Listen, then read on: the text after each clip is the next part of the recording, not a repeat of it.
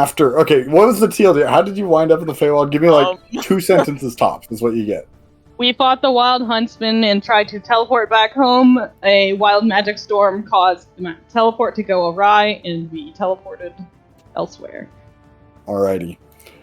You teleport, and you feel the rush of being pulled into another dimension, and you find yourselves abruptly standing in the middle of what appears to be a rather small room. You can see a double bed, a few oil lamps, a small counter, and a door on the far end. There is a window curtained, and outside you can hear the clumping of hoofbeats and the rolling of wagon wheels, along with clanks of bottles, chains, people talking. Seems you've arrived somewhere. Alright, wait. Do we have our stuff on us? Hang on. You are now well dressed for the occasion. But other than that, you got all your stuff on you, and it's considered that you've taken a long rest. So, Gwen is gonna turn his door to be like, "What is that?" So, what do you guys have a name, a group name? Alaktu. Alaktu. Alaktu. Alaktu. Alaktu. What would A-L-A-Q... What the fuck? What? Can you type it, please? I can see it. I don't have to knock off my spell slot for TB circle, do I? No, you do not. Okay. Alaktu. What would you like to do? Cry? Cora, turns around and she, looks at Aaron, because, she doesn't know that she's, in Western wear. You have better start talking. First of all, where the hell is Felix? She puts a hand on her hip and she looks around. Where did you send him? Is this some kind of practical joke? Aaron looks around the room. Outside? Oh, you look outside? No, he says outside. Oh, I see. Felix is outside. Cora narrows her eyes at him. You do not sound very certain. I've never been more certain. Deception check.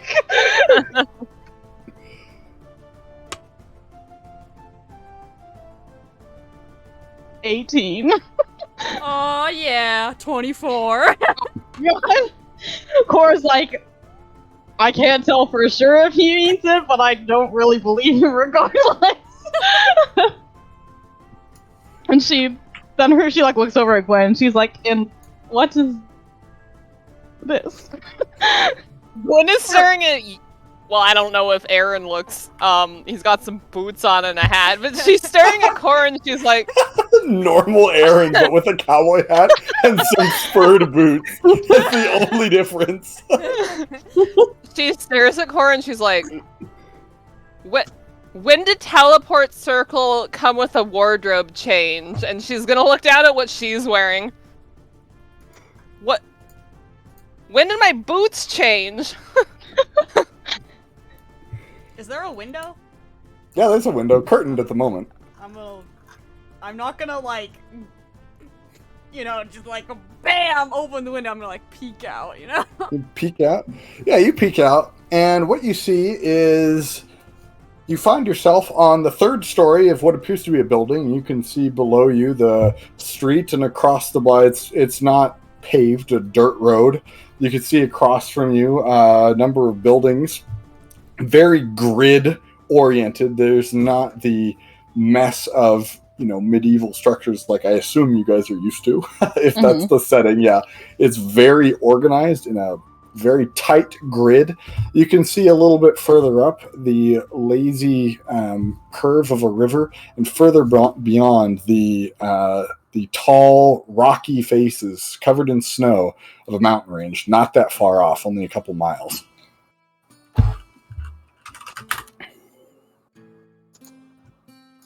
Is Georgia actually tiny? No. No. No. Georgia is now very small. I kind of want to be. What if he like grows in battle?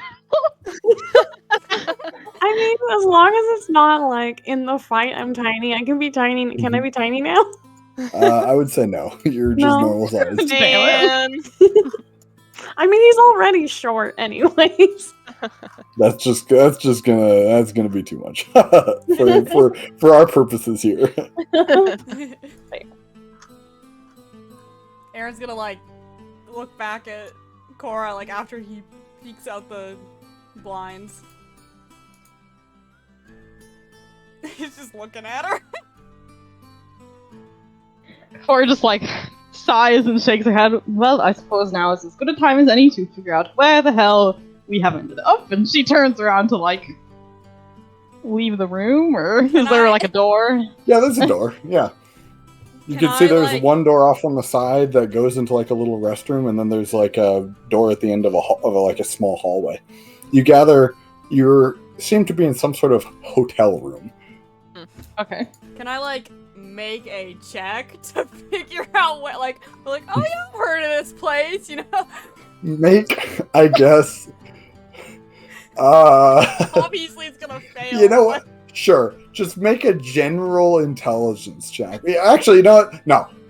We're not even gonna mess around with that. Okay. This is for our purposes here. Who has a patron here? Me. Okay, does your patron speak to you? Does any of your patrons speak to you? I have to do a commune with her. Okay, Jorta, your patron is like Lamau. Aaron kind of goofed up. You need to find your way off of this plane. The key is Jay Hatfield.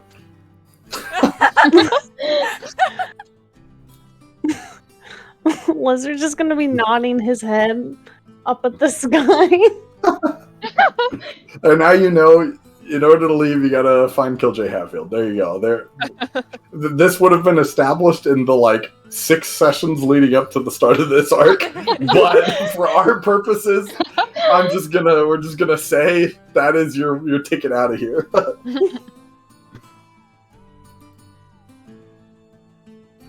Is Jorta just nodding? Does Jorta vocalize about He's just it? nodding his head, and then he's gonna kind of say, "Who is Jay Hatfield?" Cora raises his brow. Jay Hatfield? The forge has spoken and has told me this place. To escape this room, we must find and kill Jay Hatfield. To escape the room that we're in? This land!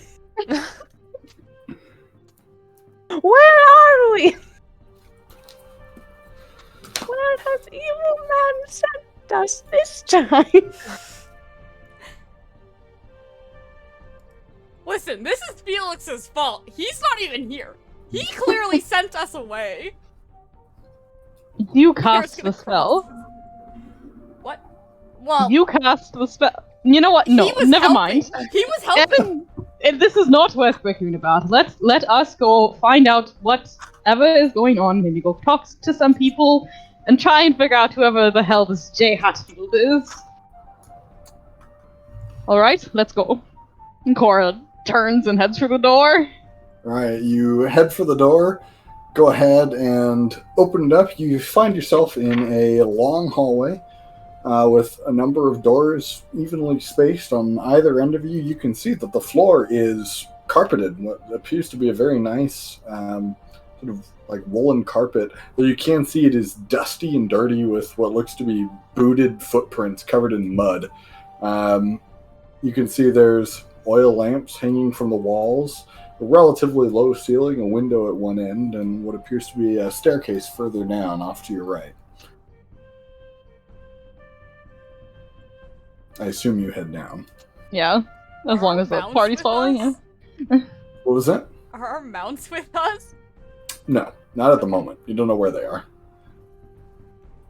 Alrighty, you go ahead and head downstairs towards the main lobby. You can find downstairs a relatively open room, a sort of higher ceiling with a low-hanging chandelier. You can see there is a desk which seems to be operated by a single receptionist who looks up at you, gives you a nod. You can see it's a relatively nicely dressed young man, but otherwise doesn't acknowledge you in any way other than giving you a nod as you head down the stairs.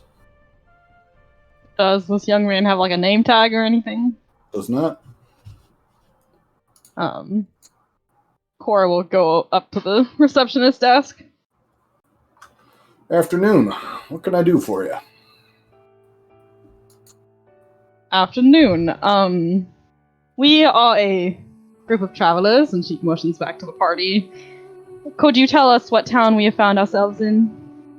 Oh, you guys checked in last night. This is Denver, Colorado. Colorado Territory, United States of America. It's like a very long pause, because that doesn't mean anything to her. I don't know what the United States of America is. I mean, you guys seemed kind of confused when you got here. Do you need anything? I did stable your companion animals. I wouldn't necessarily call them steeds. I don't really know. But they are out back. I can go fetch them if you're looking to head out. But if you'd like to stay, well, it's only about 10 cents a night. No, we don't need to stay any longer than we already have. 10 cents? Yeah, Gwen's like, what are Cents? cents? I have smelled fruity things!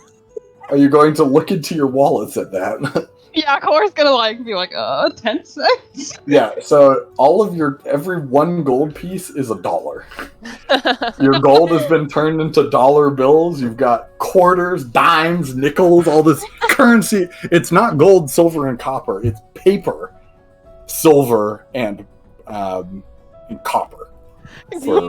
Gwen pulls out her stack of $400 bills and she's like, "Who stole my money?" And she's holding this stack of paper. You best keep that to yourself. You'll miss. Aaron just looks at her papers. He's like, "Where did you get that?" He shows her his thing. He only had copper and silver, so he's like, "Where's the paper?" With all due respect, maybe if you are traveling here, it is a little bit unwise to be flaunting that much money out in the open out here. It is kind of dangerous out on the frontier. Best keep your wallets close to your chest. What She can you kind of tell us about the holds frontier? it shoves it back in her bag. I mean, what do you want to know? This is Colorado territory. I mean, you must have come from somewhere, I assume. What's Colorado? Colorado is a territory, unincorporated, United States of America. Further west than Kansas. What is Kansas? Every time you ask for instructions, it's just still unhelpful. You happen to have a map?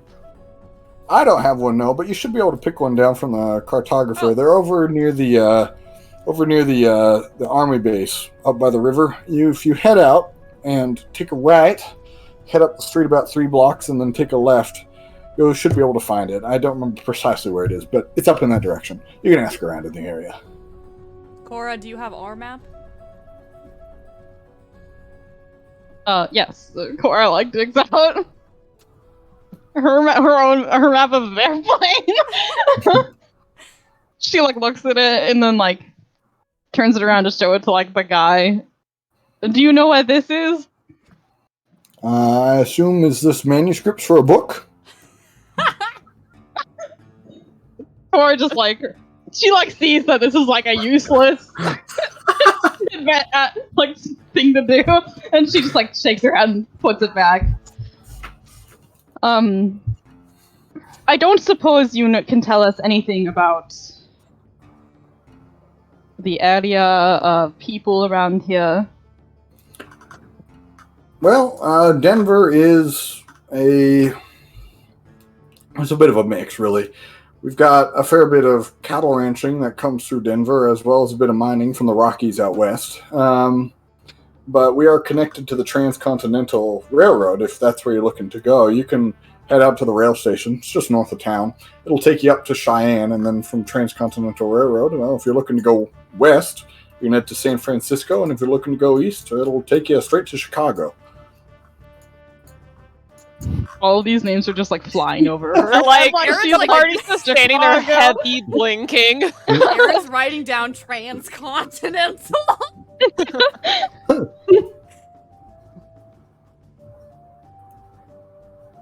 One moment, she like turns back to the party and she's like, "What is a railroad?" All right, Laval. You don't know what a railroad is. He's like, what's America? Well, I believe a railroad is a method of transportation. They were discussing developing one in the Empire. Yes, that's right. But I think it's something that's powered by magic. I remember it being connected to the universities. Well, I say we get our steeds. Jorta, did you have something to say? They've already made a railroad. They are rich. Though they have no gold. Where did our gold go? Cries in gold. Well, I say our best course of action is to perhaps get our steeds and then ask around to other people, perhaps not this man, about where we are and perhaps information on this J. Hatfield. He also seems lost. He's saying many places that don't exist. Well, they exist on this plane, it seems. A map is also something we are in need of. I think we are just on a bad trip. This happened to me once before. Not quite as vivid, I will say. And this outfit did not accompany me last time. I mean, just be glad we aren't in the Feywild or something. Oh yeah, that would suck. Cora will turn back over to the receptionist. I think we will have our steeds fetched and head out. If that's Of course. Sort of reaches under the desk and pulls out a little slip and writes a quick note on it, hands it to you. Steeds are out back. I wish you safe travels. Have a good day. Thank you for your hospitality. She takes the note and turns back to the party. We go out back. All right, you go out back. You collect your steeds. I don't know what your steeds are. What are they? For the purposes of Embernoon, instead of having Raiden, I want my my basilisk to be my summon. What the hell is a basilisk? Is that a big snake? His name, Mhm. he's a big lizard. It's a baby. Big his name's- lizard. Okay. I can send you. I've sent you the picture before. I can send him again though. I don't remember though. Hey, by the way, if as soon as it hits 10:30, someone remind me, please. Okay. My mount's an actual camel that came with me from the desert homeland.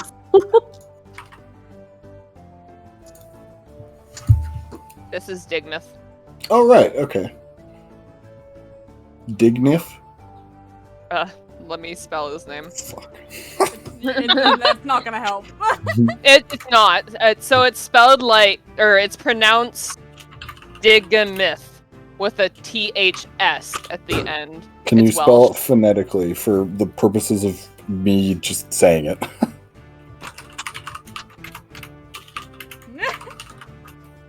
Camel. Yeah, Jorta's camel is Dignith. just camel. It doesn't have a name. His name is Camel. Camel. Jorta is a cleric. Mount Camel.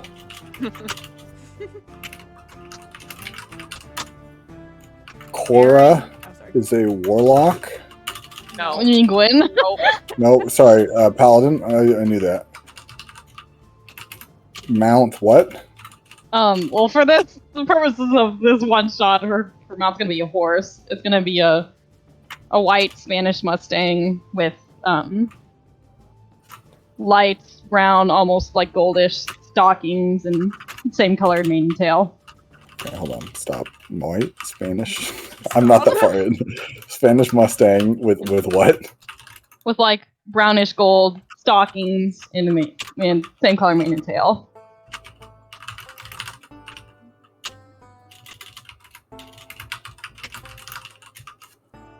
Mount digging this. Does your horse have a name? Yes, I'll spell it. Netu? Yes. Okay.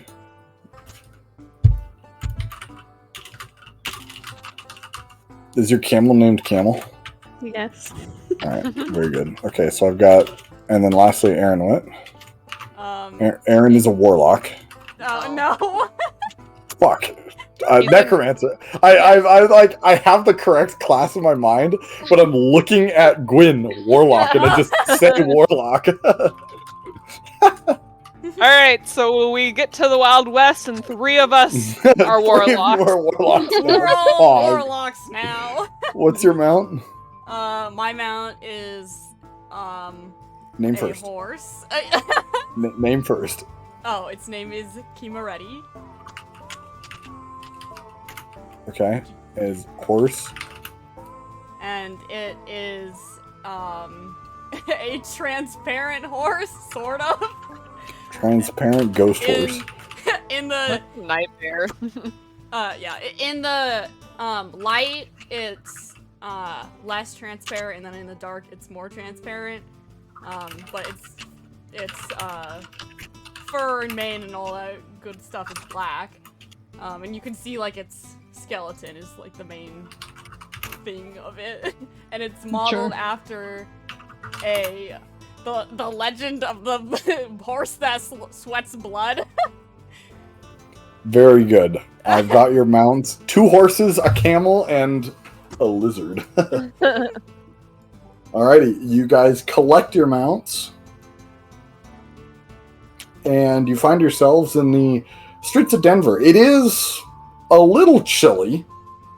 You estimate, looking at the sun, probably either mid-morning or like mid-evening, you figure, or like, excuse me, late afternoon. It is a little cold. You find the air difficult to breathe. It seems very thin. You estimate it's probably like 60 to 65 degrees out. Do we appear to be at like high elevation? If I just like look around. What's your intelligence, I would assume? My intelligence is 20. Yeah, I was gonna say, you estimate, yeah, you're pretty high elevation already, but you can see the mountains off to your west go even higher. They rise up like just a monolith of rock to the west of the town. But you estimate, yeah, you are pretty high elevation. But weirdly, looking behind you, you don't seem to be on any sort of plateau or anything. It is, looking away from the mountains, it is flat down the street. And when you caught a glimpse out the hotel window, when you looked to your east, it was flat, perfectly flat as far as the eye could see.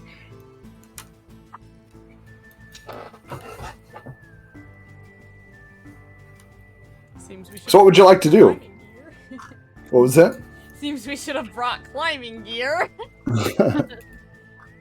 So you said it was like 65? That's 60 to 65. Okay, so it's a little bit... It's a little chilly. It's not like uncomfortable, noticeably. Gwyn is more than happy with that, as long as it's not desert. Is it like, It's cold for a person and only... So it's like cold, Male cowboy stripper is what we've got. Are there any like trees around, or is it dirt? Is it sandy? There is are it like dry brush.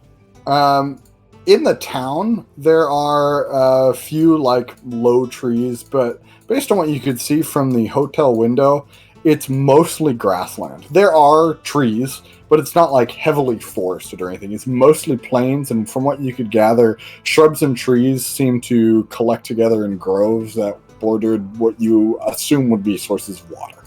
Mhm. It is grassland, but it is like kind of arid a little bit. What time does it seem like it is? Either mid-morning or mid-afternoon, but since you don't know which way is which, it's hard to tell. Bora will look at Aaron. Which way is north? That way, I have keen mind. Okay, yes, then you know at this point it's mid-morning. Alright. The Rockies are off to your west, or excuse me, the mountains are off to your west. I think The I'm gonna call mountains with those no the significance. The Rockies. mountains with no significance Those mountains whatsoever. look pretty rocky to me. I'm gonna call them the Rockies.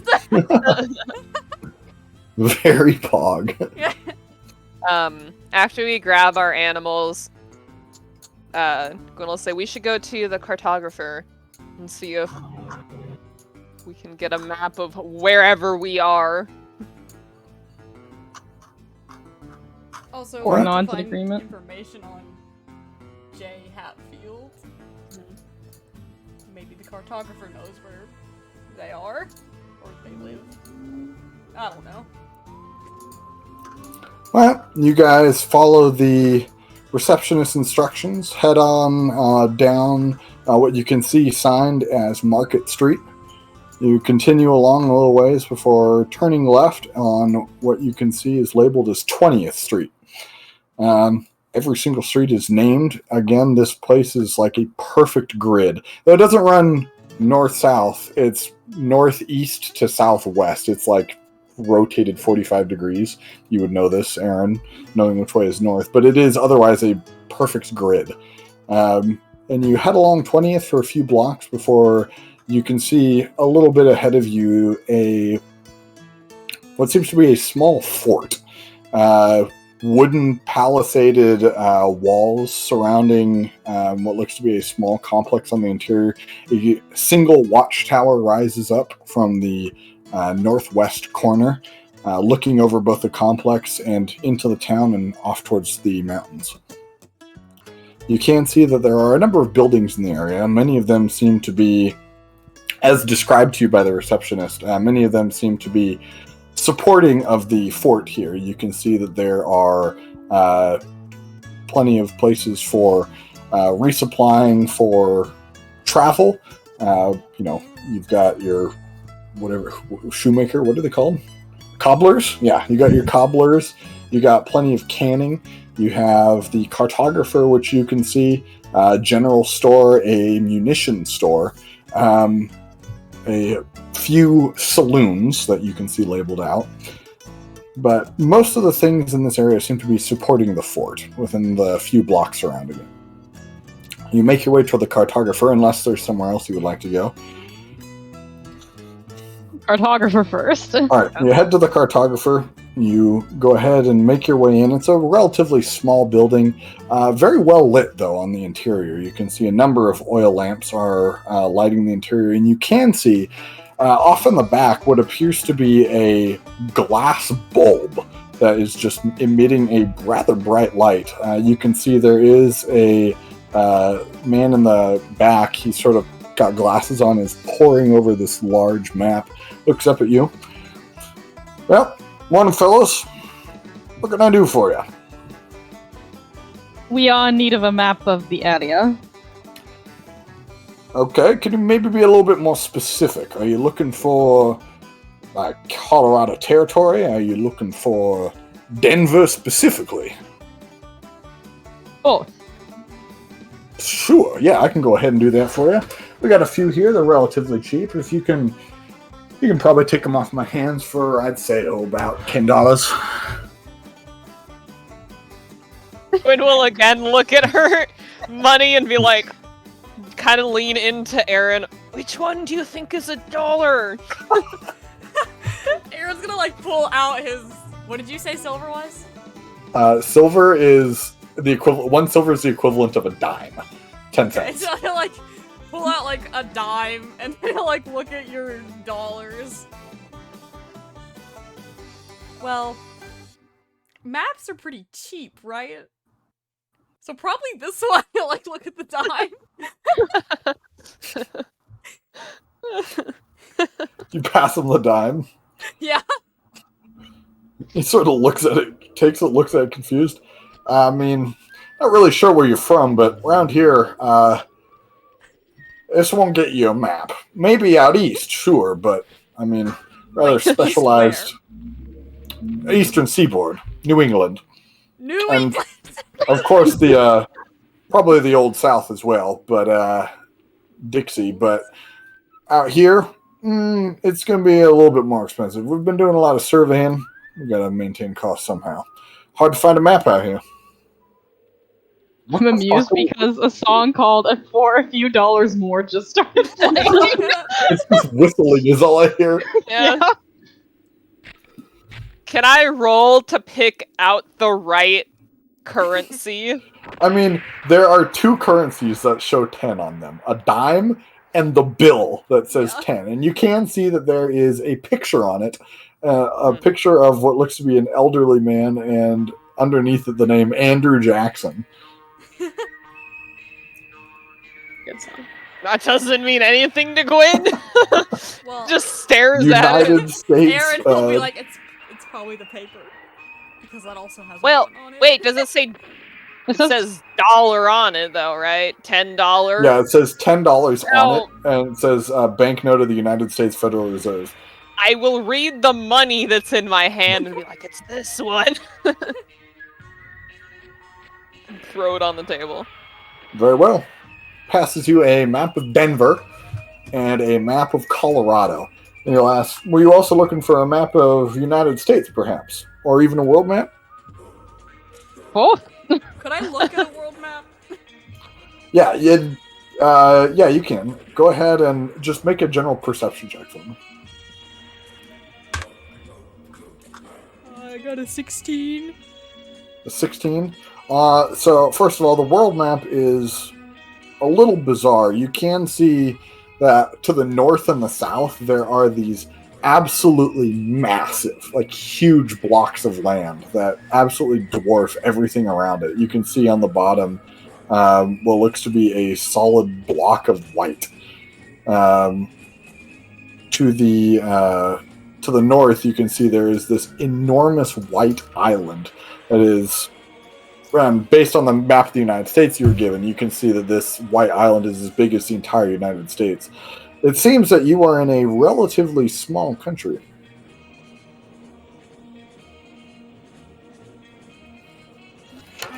This is map making jokes. No, I got you because the sizes of maps are not correct. What projection is this? Yeah, This is Mercator. Okay. Yeah.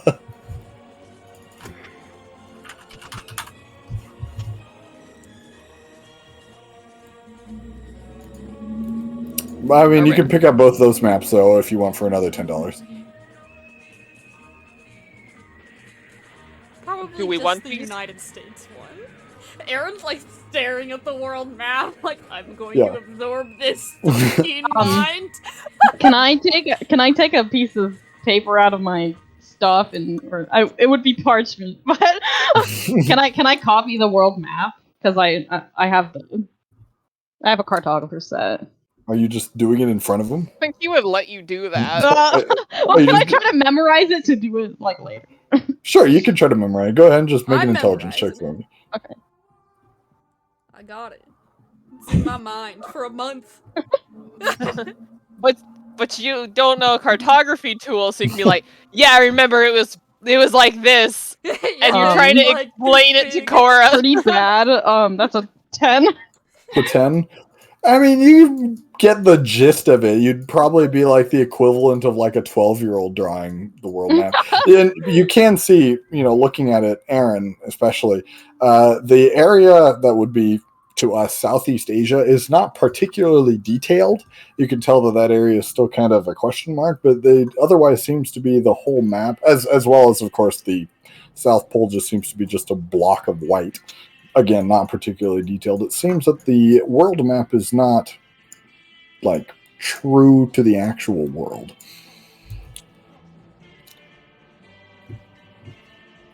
Excuse me, sir. Could you tell us Is this where... Apache? What? Oh, Good, the Bad, and the Ugly. I'm done. Oh my god. Yeah, sorry, go on. Could you tell us where Jay Hatfield is from? I assume you mean Lieutenant J. Hatfield, like, of right across the block here? Oh, he's across the block. Well, he's not there now, but that's where he's based out of, yeah. Here? Yeah, this Denver, is Colorado. Fort Denver's right there. We service the fort mostly, but J. Hatfield is taking the 6th. They've gone out west into the Rockies. The 6? Taking the 6th Cavalry. 6 horses. 6th Cavalry Regiment. Do you know when he'll be back? I couldn't tell you. I'm not necessarily privy to their operations. I just service them with maps. Is there anyone that we could talk to who would know? I mean, hard to say. J. Hatfield is usually working on things that are classified. But if he came back and you wanted to speak to him, he might be able to tell you. But again, I don't know when he'll be back. He's usually gone for months at a time. If it helps you any, he left about a week ago. Thank you. Of course. Aaron will, like, look at Cora. Or sort of gestures toward the door and be like, hey, we can keep talking like outside. We don't need to like chat in front of the cartographer. Well, have a good morning, ladies. Thank you for your patronage. And he goes back to working on his map. Excuse me. Ladies and Aaron and the lizard. Oh, I keep forgetting. Oh, Lamau. Is Jorta also? Yeah, that guy? Jordan and Aaron are. And Aaron, guys. Oh, Lamau. I'm dumb. Yeah, fellas, we'll say. I have been called a lady. Bear in mind, I've been playing with your characters for a whopping like 45 minutes. So, Yes. What the Right. We go outside of the cartographers to chat. alrighty, you go outside. It's high noon. Oh, it's almost 10:30, by the way. Very good. I'm ready to post my countdown for 12 hours in the Desperado server. Oh, I see. Oh. Wait, are you guys... That's this weekend? In 12 hours, we are going live on the finale. Mhm. They are doing a... Jay Hatfield is making his last stand in Ellensburg, Washington, and then they're going to attempt to assassinate Silas Fredrickson aboard the Transylvania while it is making its run from Seattle to Chicago. They have until Dry Falls before it derails, because Clara's going to ambush it and derail it. Derails. If they don't kill Silas before it derails, Silas survives because he's a vampire and he needs a stake through his heart, right? Steak. So there you go. Oh my god. God. That's, I mean, everyone was thinking it. All right, and you're banned. Oh. All right, anyway. Oh. So what would you guys like to do? Perhaps we should look for Jay Hatfield's house, and maybe he has a servant or someone that's staying there that might have some more information on where he is. Court nods. The cartographer said that he was stationed out of the fort. Does that mean he would also have a separate house? Or live in the fort? If he is stationed in the fort, then I imagine that was where he was staying. So perhaps we should ask around there. Do you think we should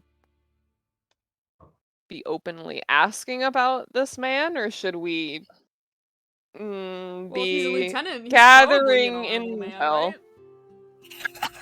right? Considering we are going to kill him, we should probably not ask. Wait, what? We're going to...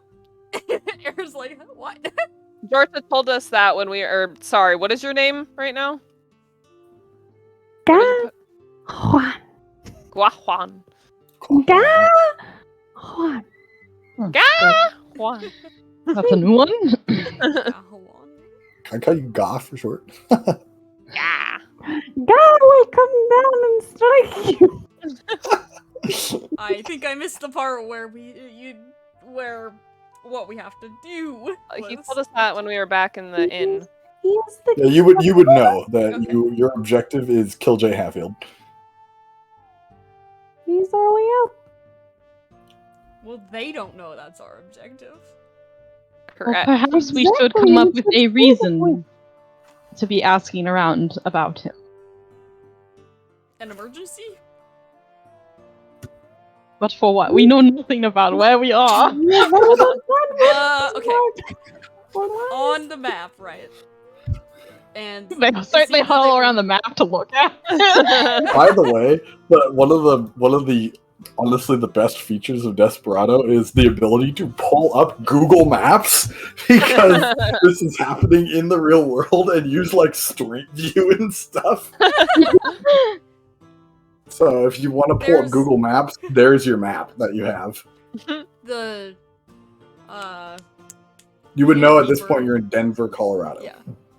The innkeeper had mentioned this thing called the Continental Railroad, and it seems to be a pretty prominent feature on this map. So maybe we could say that someone attacked it or it broke somewhere nearby. Is But- there, like, he's like trying to look and see if there's like if the railroad like goes through Denver or. Okay. Oh, sorry. Could you repeat that? I was posting the Oh, you're posting 10:30 it. posting the 10:30 thing. Sorry, what? I thought you were talking to Cora. My bad. I'm looking at the map. Where is like the closest part of the Transcontinental Railroad? The closest. So the Transcontinental Railroad runs east to west through Cheyenne, Wyoming, which is north of you. But there is a line that connects Cheyenne to Denver. So it goes through Denver? The Transcontinental Railroad does not go through Denver. Oh, it's like a. This is like a branch off of the end of the line is in Denver. It doesn't go any further south. End of the line. Wait, so Aaron suggested we say that something happened to the railroad? Near where we are. To try to get him to come, like, check it out. So, like, say someone attacked it. Because he's a lieutenant, so, like, fighting. Well, if this Jay Hatfield is not a good person, then it's likely, I say we could compare them to the Empire, they're not good people. So, the railroad would then be considered bad, perhaps? As the Empire was considering building a railroad, like you said. So, that means they are working for someone in, she looks back at the map, in this United States.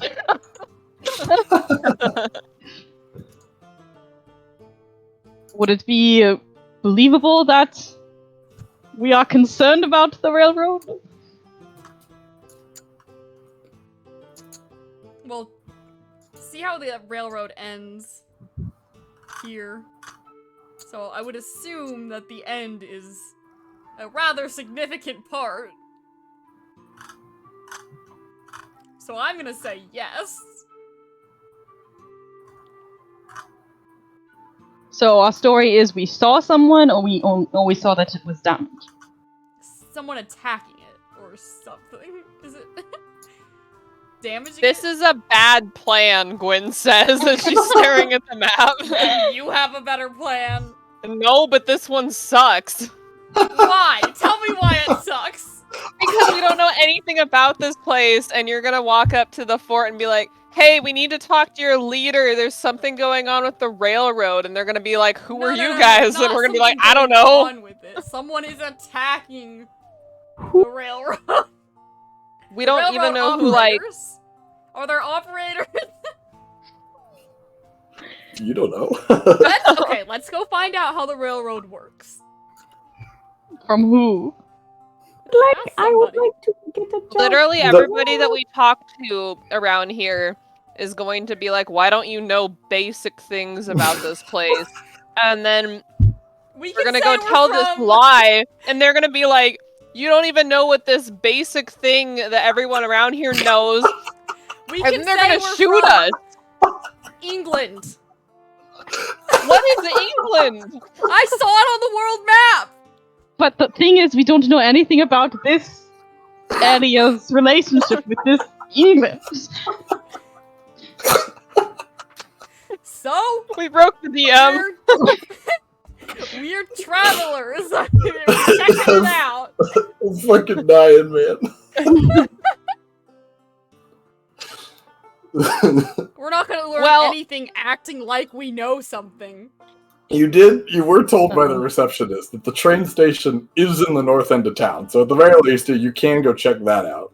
You do know that. My Maybe Wi-Fi it's a cut good out. thing that Felix isn't here right now. She says as she like stares off into the distance. Okay, so we're gonna go to the train station, and we're gonna act like we're from England, and we're gonna ask about the railroad. No, I'm not going to act like I'm from England. I think that's just the worst part of the plan. Okay, what We about simply say that we are passing through. We are from east. the railroad was in the east? Oh, sorry, west. We are from the west. Did the west look like it had Oh my god. like city? You said San Francisco, so Yeah, so the Transcontinental Railroad, on your map, you guys are in Denver, Colorado. The railroad continues north to Cheyenne, Wyoming, and from there you can see the Transcontinental Railroad runs east to west, the eastern terminus being in Chicago, Illinois, and the western terminus being in San Francisco, California. Oh, I see. Okay. But you can tell, based on the map, that the eastern part of the United States is significantly more populated than the western side. And you can see, and based on what you remember from the map, you gather that dividing line of where the population really starts to fall off is a rather significant river that runs north to south. Okay, well, Cora, let's think about this. If we say we're from San Francisco, which is less populated than That's why I said the east, and then you tried to correct me. Illinois. Well, there are more people in the east, and the Transcontinental Railroad is probably how people travel across the continent. So, if we made it all the way across, wouldn't that mean that we used the railroad? Oh, how new is the railroad? We don't know. Which is why we should say we're from England. The England idea is terrible. I Let's just think say we're we from the should not western. say we're from anywhere in particular, because If they what ask. if they ask? over the mountains, she says, and she And not the points at south. the mountain range. There isn't. The railroad is not near the south. We could have traveled up. Up? Up. That is a good idea. We are from the south. That is all they need to know. We are a traveling group from the south. We had heard about the railroad and Yes. wanted to know more. Because we are tired of walking. Gwyn'll just like stare at him and be like, says the person that screams every time we teleport somewhere. Teleport is unnatural and should be removed. Maybe the railroad can get us to wherever Jay Hatfield is. Well, I suppose we'll find that out. All right. So Traveled by horse, so why would he not go by railroad? Is the railroad safe? No idea. Do you think it's safe? Wait, so how far away is the railroad from here? It's just a few blocks north of you, probably like a 20-minute walk. How about we go look at it before we go? As you guys are having this Lapping discussion, you around can see town. off to the north there is like a column of what appears to be white steam, emerging from somewhere beyond the buildings. Is that the moving forge? The forge produces black steam. Does it not? You don't know what the forge produces.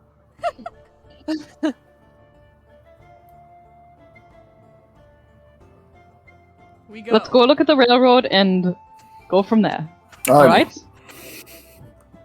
You go ahead and walk and talk, we'll say. You travel northeast before you hit a road that runs straight north, Broadway, and continue along it towards the north. Is there anything you wanted to discuss while you're on your way to the railroad, or shall I just say you get there? Can we hear it approaching?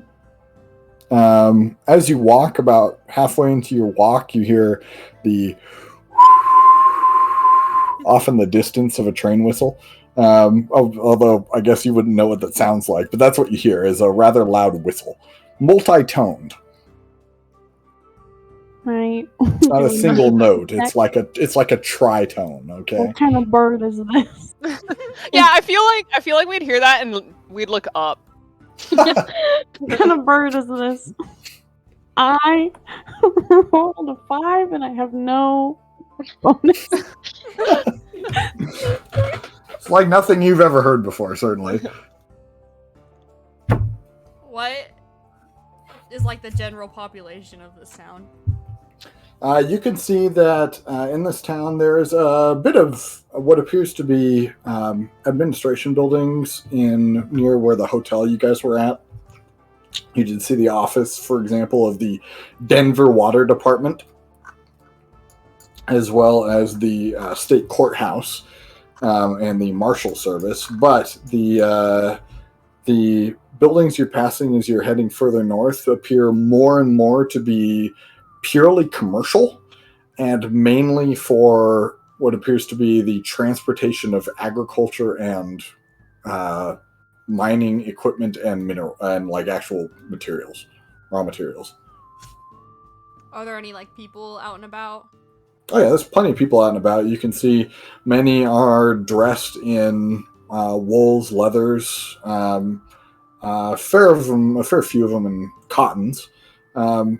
The town is rather dusty. The dirt roads, being unpaved, kick up a bit of dust, and there doesn't seem to be any recent sign of water.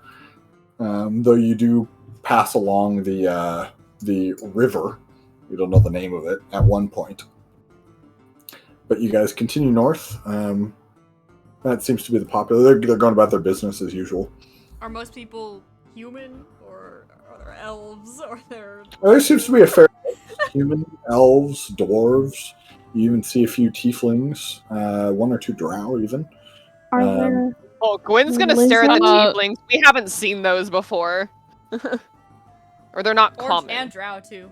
And elves aren't like very common outside the Evanwald either. So I feel like they're looking at like the drow, tieflings, elves. And they're like, Yeah, it is like very, very mixed. Although humans make up the majority, it's a narrow majority. Is there a single? You are able, by the way. Oh, sorry. Go on. Apologies. Is there one lizard besides me? There are like a handful of dragonborn. Yeah.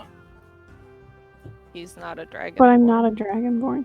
Oh, well, what are you? A kobold? What are I'm you? a Yashino. Yashino. What the hell is that? Little the answer is no. You did not see any gremlin lizards. Is that core rules? Is that a race I'm not aware of? It's not I like don't know, home actually. breed or anything. I don't think I've heard of it. Okay, well, yeah, sure, there are.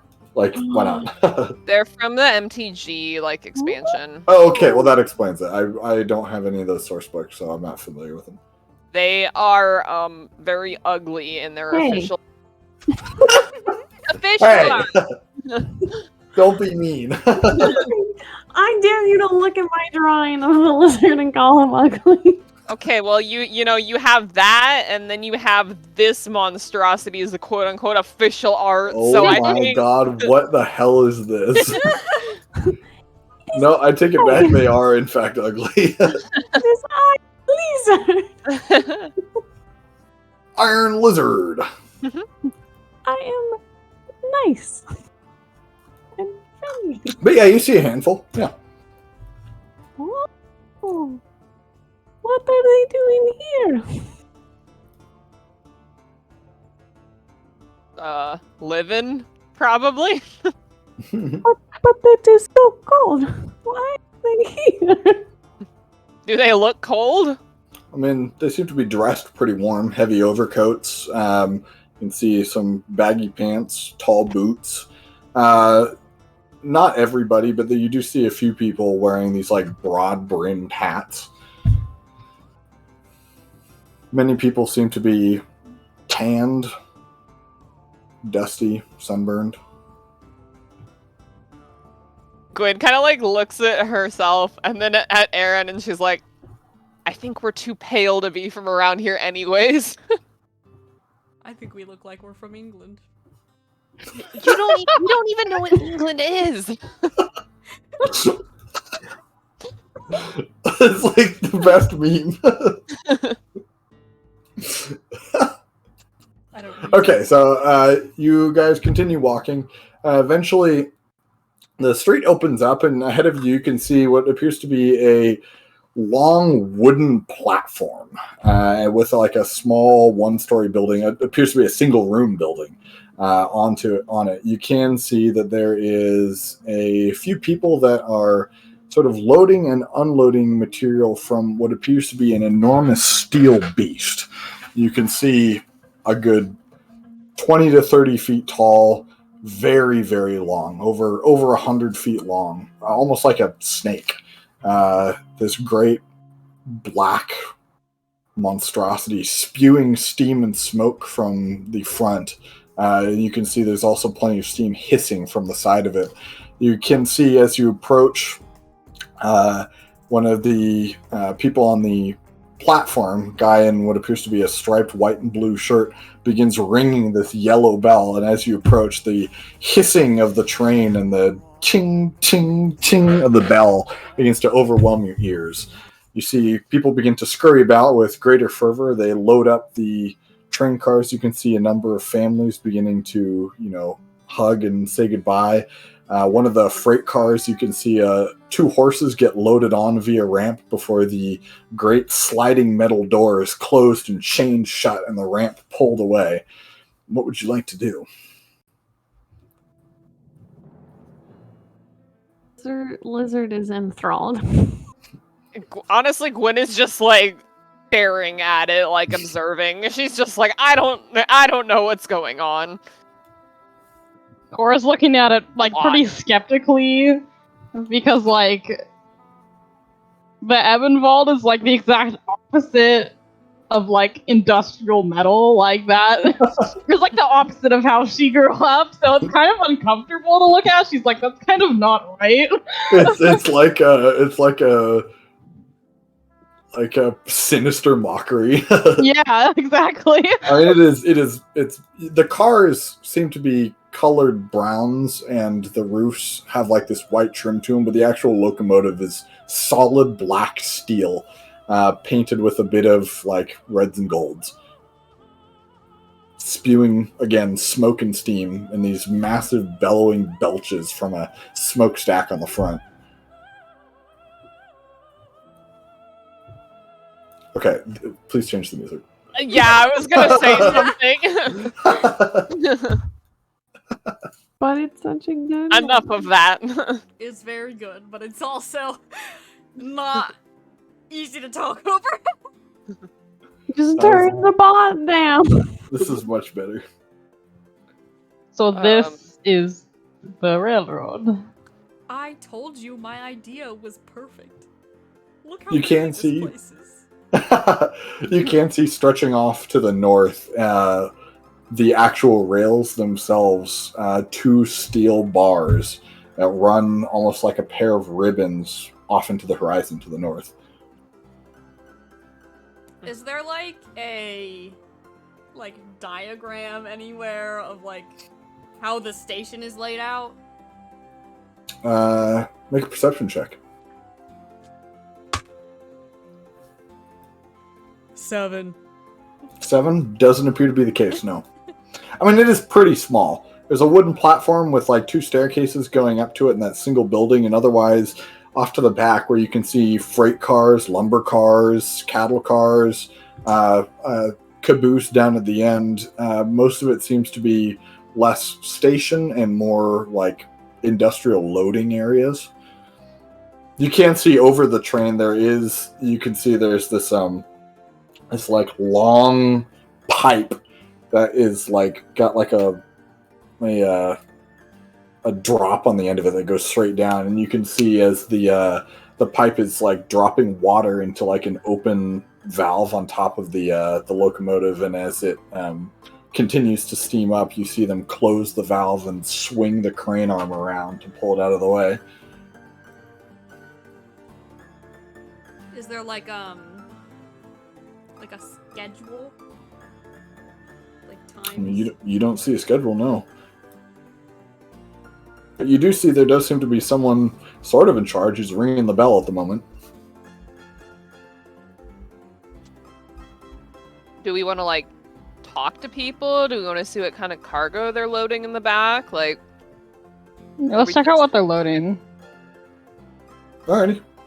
Go ahead and make a perception check. can I help? Everyone? Whoever's looking. What? So either 2 people or 1 person with advantage. I want to assist. Yeah. Cora with advantage. I rolled 12 both times, plus 5, so 17. I mean, you do see there are a number of stock cars where you saw horses being loaded onto. Behind them, you can see a few cars that are loaded up with lumber, just raw lumber. Behind that, you can see a few tanks just enclosed. You don't know what's in them. You can see a few open-topped cars. You can see up on the top what looks to be raw irons, raw coal, raw stone, what seems to be volcanic rock. A ton of stuff, basically.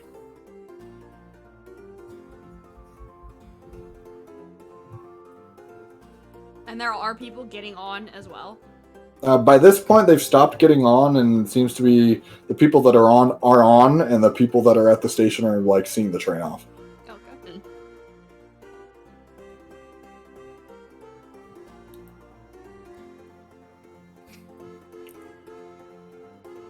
Do you want to go talk to the operator or talk to people? What do you guys think? The operator is the only option at the point.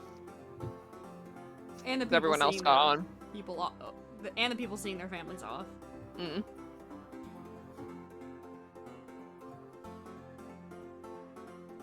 Up to you guys. I think this looks like a job for. What? One. Gahuan. Guan. Excuse me? As you guys are having Really this good at reading debate, people, so. the tritone, very loud whistle, the tritone whistle sounds again. There's like this abrupt clattering of metal. You can hear grinding of steel on steel, the clatter of things running into each other, before you hear a loud as the train slowly begins to pull away from the station. Cora's horse takes a few steps aside, kind of a little uneasy about the train. I mean, it is loud. Most of the noise comes from the clattering of the train car sort of bumping into each other as it begins to pull itself from a stop to motion. But as it begins to come up to speed, you can see the belching steam and smoke rise in volume, and the steam from the pistons down on the side on the very tall, 6 foot tall wheels begins to, rather than hissing out the sides, begins to convert into motion, the pistons, as the train pulls away, slowly gathering speed. Oh, sorry. Go for it. Can I don't know if this is insight or what, but can I see if I can tell that if it's run by magic or not? Because it just started all of a sudden. Make an Arcana check. An Arcana check? Yeah, you as well if you'd like. Make an Arcana check. Wizard's not that adept at magic. Oh, I have nothing to 30. add. 30. Uh, What do you got, Gohan?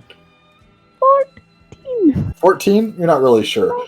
Aaron, however, very closely eyeing how this worked. You did see them as it was coming up to steam, loading it with water. You did see behind the locomotive a rather large tender full of what you seemed to be coal. Based on the smoke coming out of it, you gather this is not magical at all. This is all fire and steam.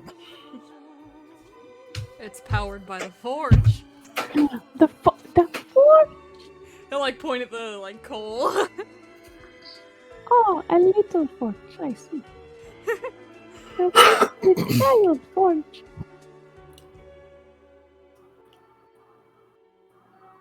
I do not like it. It is an insult to the real forge. As you guys have this discussion, it continues to pull away. You hear the rumbling of the wheels on the rails, the as they cross over the bars between the tracks before it fully leaves the station. It begins to chug along off to the north. The bell ringing on the station stops and people begin to disperse. What would you like to do? I want to go over and talk to the operator. All right. You go over and talk. As you approach him, you can see that he is looking pretty sweaty.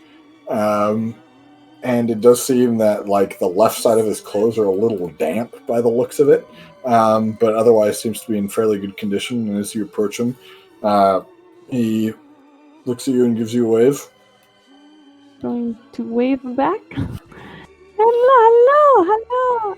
Where is this rail going? A train that just left. We'll be heading up to Cheyenne before taking all these materials out to Chicago. So We just missed it, sadly. I did not need to catch it. No, I just wanted to watch it leave. That's cool. So, how often does the train go through? I mean, it sort of depends, but usually you can count on a train heading out every other day.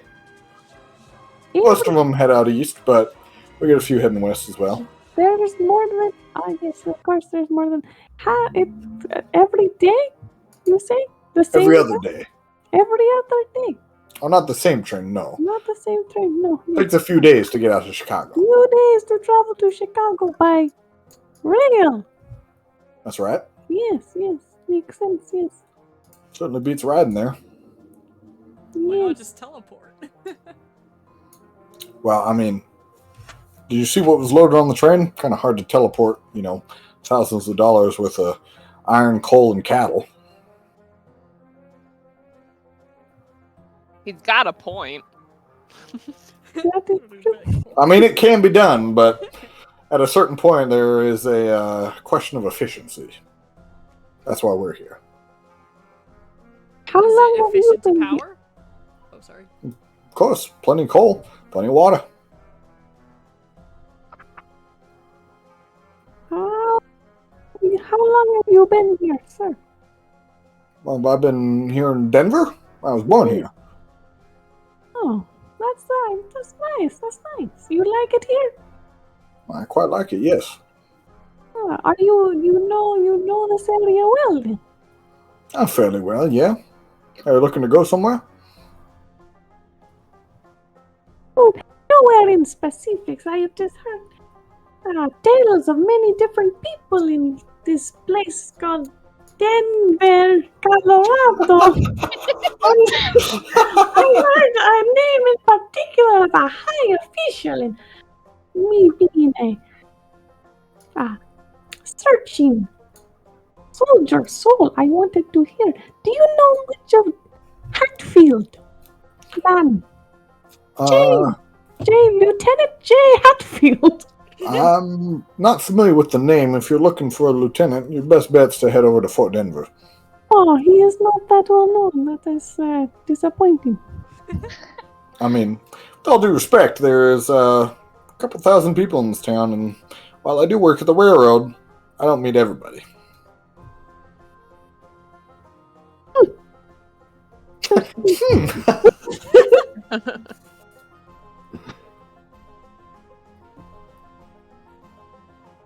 Well, thank you for your time, good sir.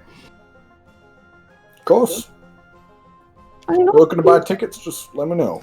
Oh, how much? Tips his stripy hat at you before stepping into the single room building. Wait, how much are tickets? How much are tickets? Well, it depends on where you're going. Where are you looking to go? San Francisco. San Francisco? Let me have a look real quick. And he'll pop in and begin looking over his papers. This is code for I need to check real quick. I forgot, where did they say Jay Hatfield took the cavalry regiment? What direction? Into the mountains, into the Rocky Mountains. Which is the direction of San Francisco, right? Yeah, it's out west. Yeah, I was like, But you know that this railroad goes north. Goes north about 100 miles before it turns west. And Hatfield, based on what you were told, just went west. Straight that up. seems inefficient. Railroad.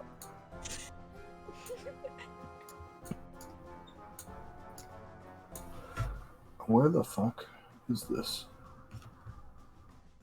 Services. Every time Jorta has a conversation with somebody that's like just a random NPC, I feel like he always talks so stilted that he's just standing there like kind of awkwardly like T-posing and like really rigid. Is always how I imagine his conversations. Oh, It'll be $33 to get to San Francisco from here. no, $33. That's 6 maps. Alright. How long of a ride would that be? From here to San Francisco, a few days. Probably do it in I've never been, of course, but my understanding is it takes like 3 or 4, maybe 5 days, depending. Does it not go over mountains? Does the railroad go over mountains? Yes. I mean, it goes through the Rockies, but there are a few passes that are a little bit more manageable. The one near Salt Lake was the one there they built the Transcontinental Railroad through. The Rockies right here on our doorstep, no, there's no railroad through there. But there is a road there. If you want to get from here in Denver, you can get through there and make it to Utah in, I don't know, a few days travel. Right through it'd probably take you like, I don't know, 2 weeks, something like that. Is there a directory of nearby teleportation circles? Out here, I think you're kind of looking in the wrong place. It's more the wheelhouse of the New England people, but well, out here you're gonna Looks like Cora. out here you're gonna have to hoof it, so to speak, or take the train. But bear in mind, the train only goes to a few places at the moment. They're building though. We're looking for work. To work on railroad? I mean, Pacific Heartland's higher, and they're building a junction between Transcontinental and Cheyenne and going up to Casper, so they can connect Pacific Heartland's railroad to the Transcontinental. But I know that's work if you're looking for work. If you're not looking for work, well, I don't know what to tell you then. I don't know what you're looking for.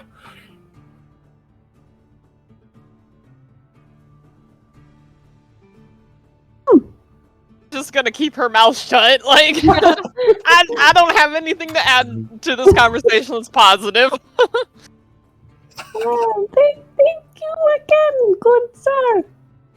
Of course. Have a good afternoon. Good afternoon. You as well.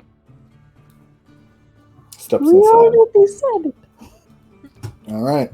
And as people disperse, you find yourselves relatively alone on the station. Alak 2, what would you like to do?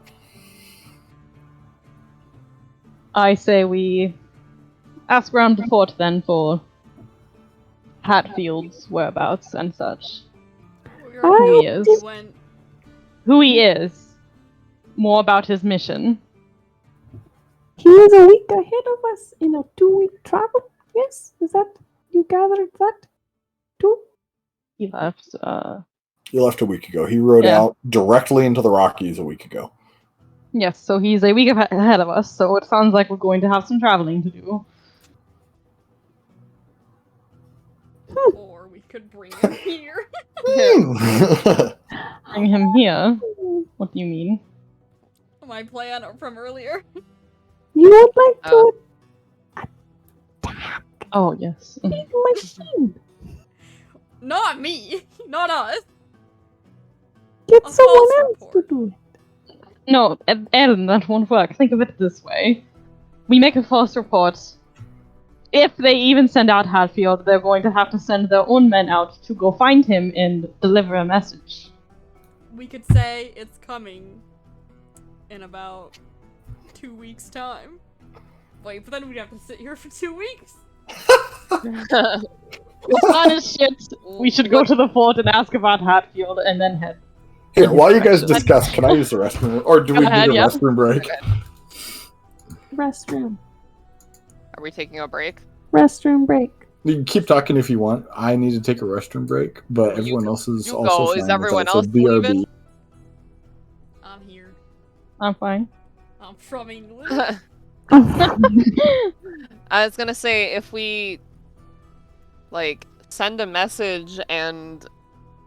What if they don't even send the message to Hatfield? What if they just send some random guys that are already stationed here to go look? Like, We could Precisely. say that No. the attackers said they want to talk to Hatfield. Evil man, let me tell you a little secret about how to con people. You never make your story more complicated than like 1 sentence explanation. This is too far already. If you cannot keep track of your own story, why is someone else going to? I can keep track of my story. Keep track.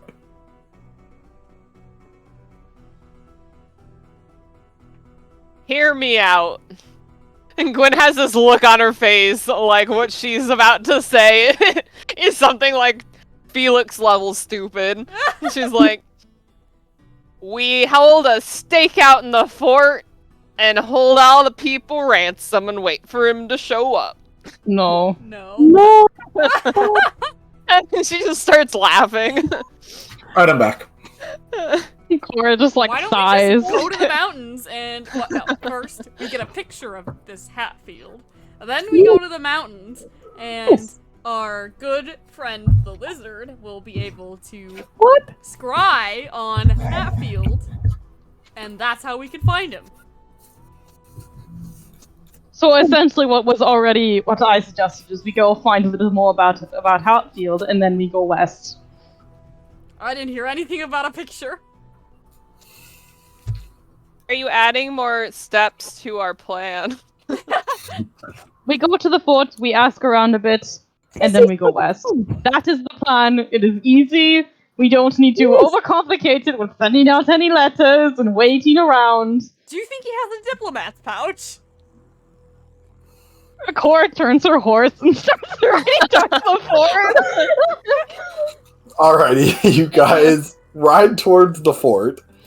It only takes you about 20 minutes to get back there.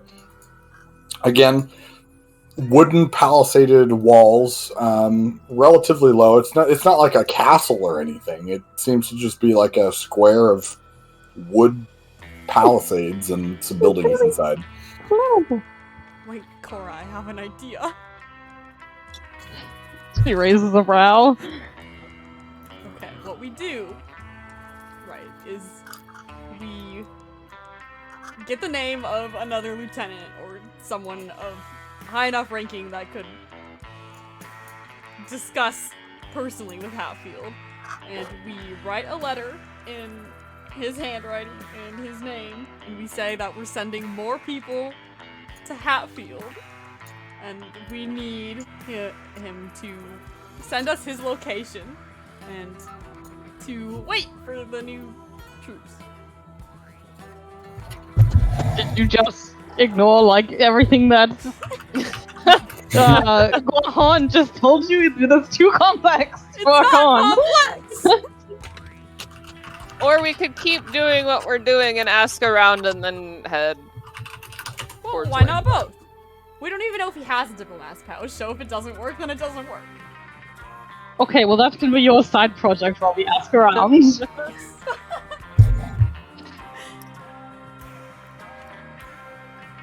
Alrighty, you guys make it to the fort. You can see out front. I don't know how it is in your world, but I don't know if this is new to you or not. But the soldiers stationed out front on guard, there seems to be 3 of them, are all wearing identical uniforms. These black boots, gray pants, a blue overcoat with a white cross on it, this like low hat that's sort of angled forward. You can see that they have some like gold embroidery on the front buttons of the coat, and each of them seems to be carrying a rather long rifle that's sort of resting, stock first on the ground.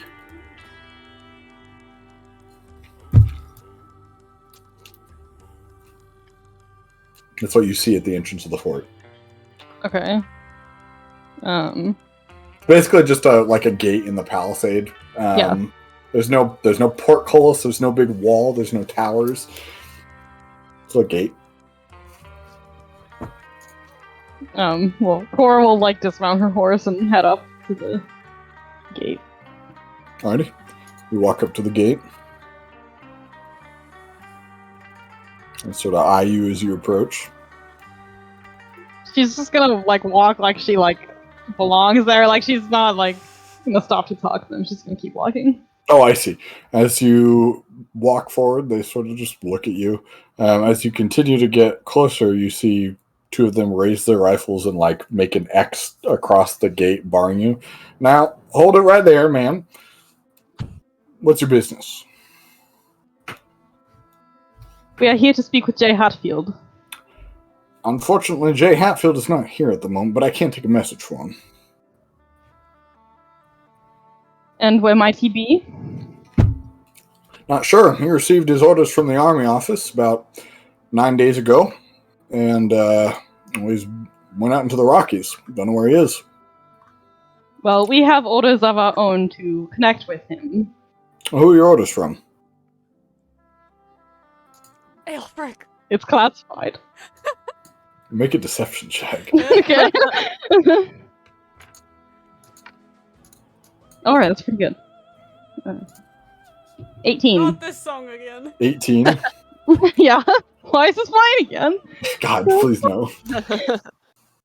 You feel pretty confident in your lie, but as you sort of are looking at them in their uniformed attire and sort of looking at your hodgepodge of companions behind you, you gather he doesn't necessarily believe you, and he's like, listen, miss, I understand that you might be trying to be funny here, and admittedly, it kind of is, but I'm not making any jokes.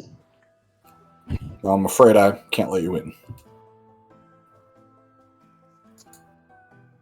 She sort of glances back at the rest of the lock through hey, any help here?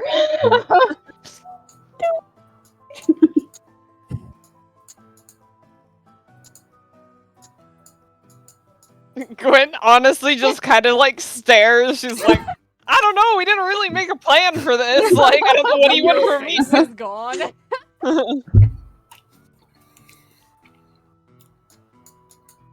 Well, if you've no further business here, I have to ask you to vacate the premises. Is it possible for me to take a tour?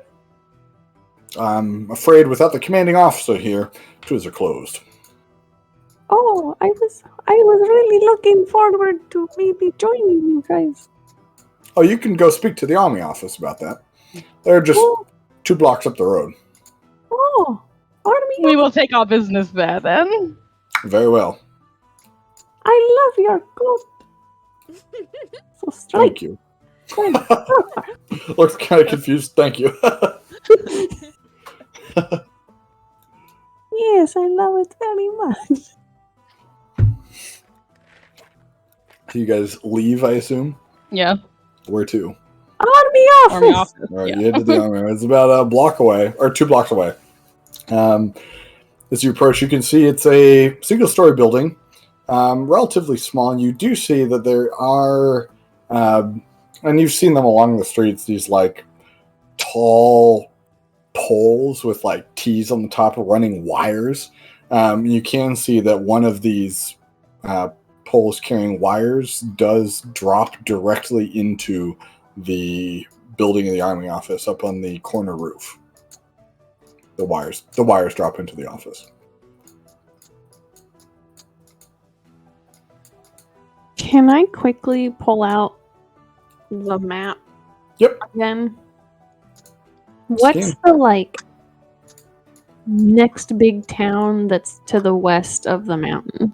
It's to the west. The next big town is west of the mountain. Well, like, the next, like, landmark, quote-unquote, that they have past the mountains. Grand Junction seems to be a small town. Are you looking on the United States map or just the Colorado map? Colorado. Oh, just the Colorado map? The next town over would be Idaho Springs.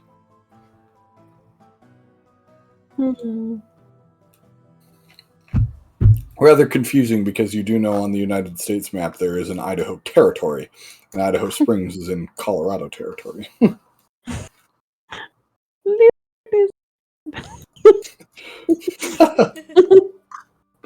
Does not know how to read the map.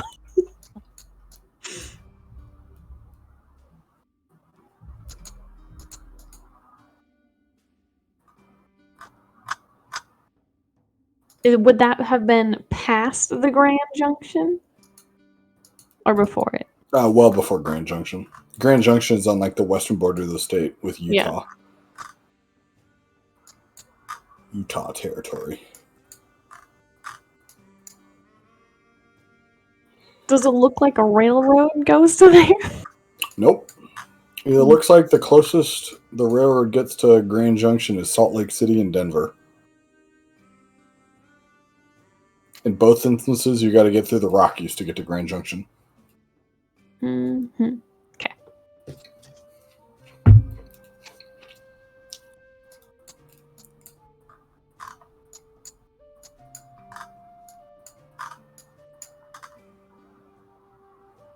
So are we actually going to this place? I thought we were. Well, you're Army office, you're yeah. at the army Yeah. office. No. Are You're there there. like any pictures of people in the office? I haven't. I don't know if you're stepping in one at a time as a group. I don't know who's going. You're just there. I was Right. gonna say going as a group, yeah.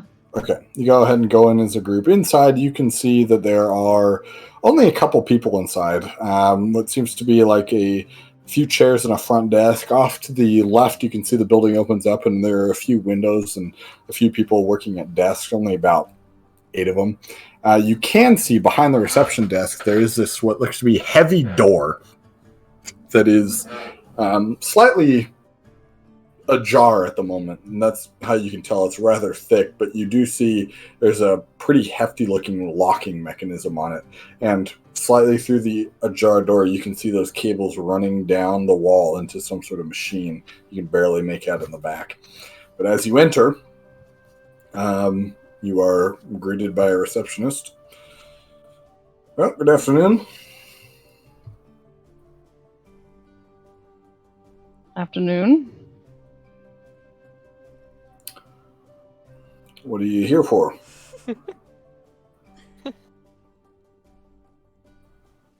Would someone else like to speak? I've been doing a lot of No. talking here. We would like This to was the join the lizard's mission. army. Oh, very well. Well, hey, Kyle, go pull up the enlistment forms.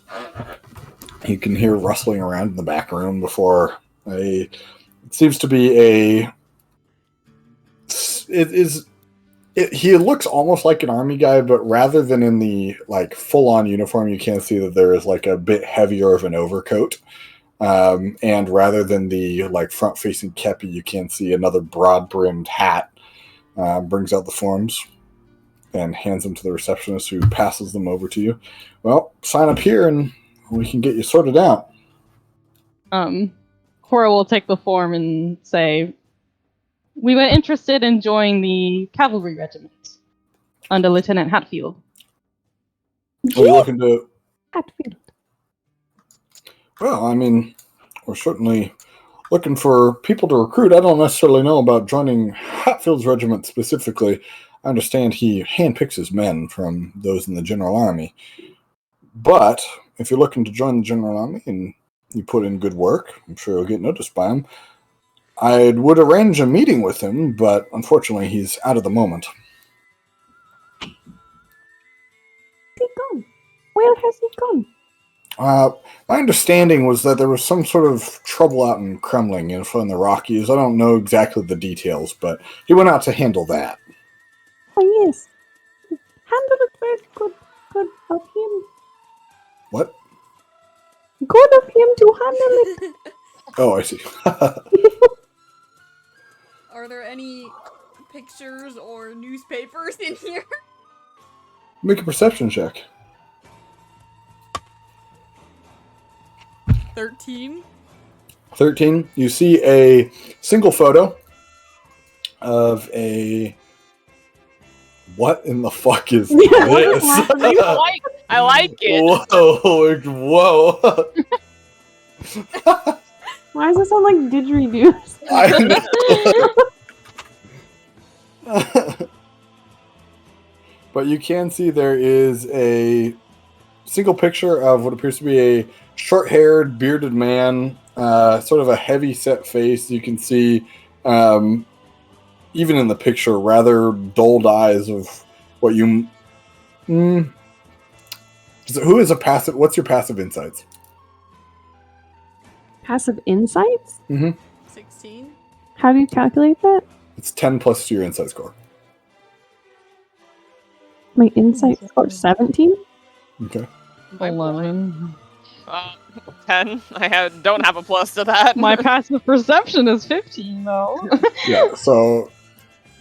Fuck, man, I cannot think, please. So 16 and 17. Or sorry, 6. Yeah. Please get rid of this at once. It's like a meaty version of... Ride of the Valkyries. Anyway, yes. You can tell with you guys' passive insight what looks to be the signs of an alcoholic. But he is wearing a nice black suit, black bow tie with what looks to be a white undershirt. You can see the chains of a pocket watch on him. He seems to be sitting in a chair facing the viewer. Rather interestingly, it is not painted by the looks of it. You can see everything in immense, sharp, crisp detail. It looks lifelike, very realistic. I don't know if you guys have photographs in your guys' campaign. No. But yeah. Don't. Paintings. Yeah.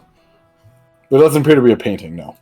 Aaron will point at it and look over at the receptionist. What is this? Sort of looks at you confused. That's President Grant you're looking at.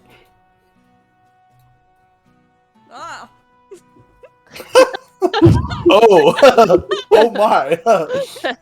He's stealing from England. Well, make a deception check. You don't even have a British accent. In fact, Cora has an African accent.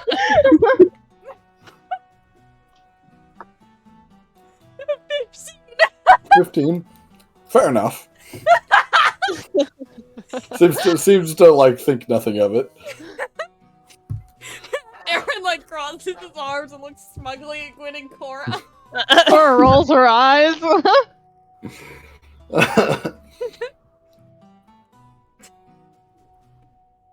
Well, you can fill out those papers and we can get you set up with basic training. But is there anything else you were looking for today? Do you happen to have a recent copy of the news? Sure, yeah. And he'll sort of reach out and pluck up a paper from like a stack behind the counter and pass it towards you. You can see up on the top printed the date, March 13th, 1875. He looks like kind of taken aback at the date, but he's like, oh, okay.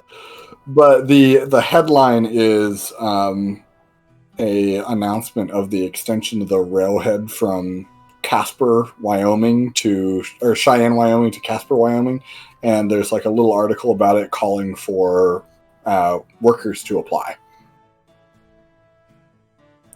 I'm just gonna try to like quickly scan it to see. First of all, are there any pictures? And second, are any of them labeled Hatfield? Well, there are a few pictures. Roll a d20 for me. We're gonna RNG see if he's in there. 16. You do catch sight of a not a portrait of Hatfield, not a picture of Hatfield like alone, but you do see a picture of the whole cavalry regiment. You can see off on the left a bearded, not bearded, but like goateed man with heavy set eyebrows. This like broad brimmed hat with the left side curled up so it's flush with the top of the hat. A cavalry saber on his left hip and a revolver on his right. A rather fine looking uniform and white pair of gloves. You do recognize this as a picture of the 6th Cavalry Regiment and J. Hatfield, and it's a brief article about how they are heading out to Kremlin to deal with illnesses that are happening in the Rockies. Is it like obvious that Hatfield is Hatfield? Like, is it? Can I tell he's the lieutenant based on dress? Yeah, you can tell. I mean, he's got like stripes on his sleeve, and he's like very clearly separated from the regiment. It's like the commander. Okay. I'm gonna show it to Lizard. Yes. What? Very good. Very good. Very That's our good. guy. Cora also leans in to look. Brunel as well.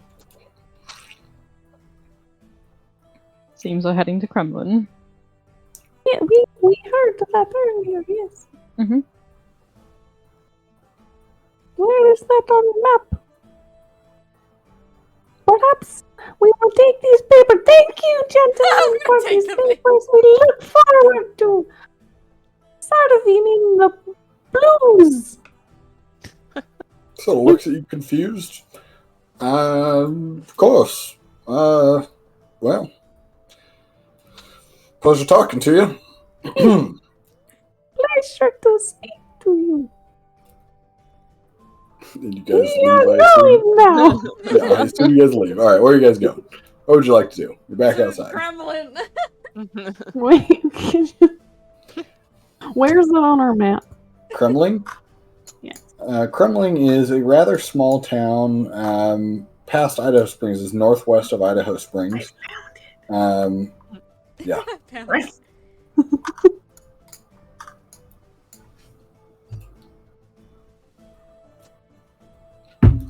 So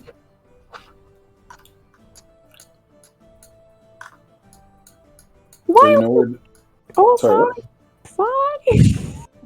Why do the cavalry units need to go for this illnesses? Maybe I there's don't a rot know. troll.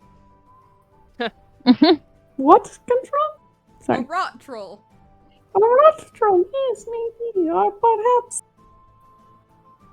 they do not tolerate illness. Absolutely no illness. Well, if this Hatfield is a bad man, then it's possible. Why do we think he's a bad man? Because the Forge told us we need to kill him to get back to our plane. I will say I have killed. Never mind. Yes, it is an evil man. I mean, I'm not saying for sure he is, but he works for what is essentially the empire of this United States. And we do hate the Empire, yes. Yes, exactly. Well, this appears to be something like 800 years in the future. This is a different plane. It's not the future of Aya.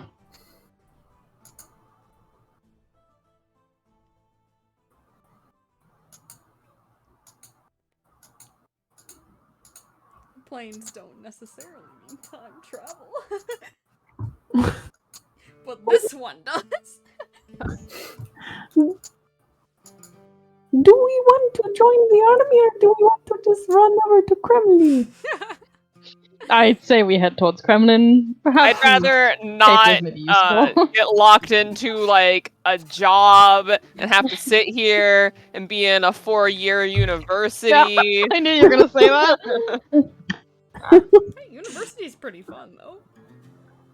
Yes, that'd be fun. You pay money. Well, if to I was people. going to join a university, I'd want it to maybe be in our own plane.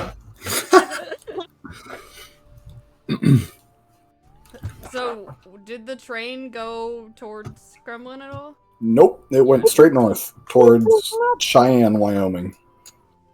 The road to is- Kremlin is west into the Rockies. Like, Shayna, will you show where Kremlin is again? I have it up right It's now. right there. Okay, and then where's Idaho Springs? Oh god. Is it before the Rockies or past it? Idaho Springs is in the Rockies. It's in the Rockies, okay. Denver is like on. I don't know if you've ever been to Denver, but it's like Denver and then just like a sheer wall of mountains. It's like super Okay. bizarre. Can you see You've it? been to Denver. Yeah. Yeah. I have. I say we gather what supplies we need and head towards Idaho Springs first and see where the timing takes us. And then towards Kremlin. I agree. I'd rather do that than sit in this town.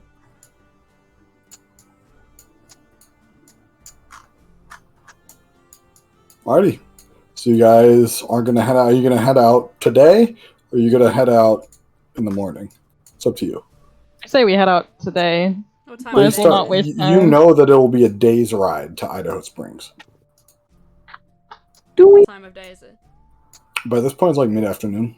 You've got keen mind. It's like 2:30. have to go overnight? We could camp overnight. I don't. We still that's not a have- problem. It's like about half a day's sunlight.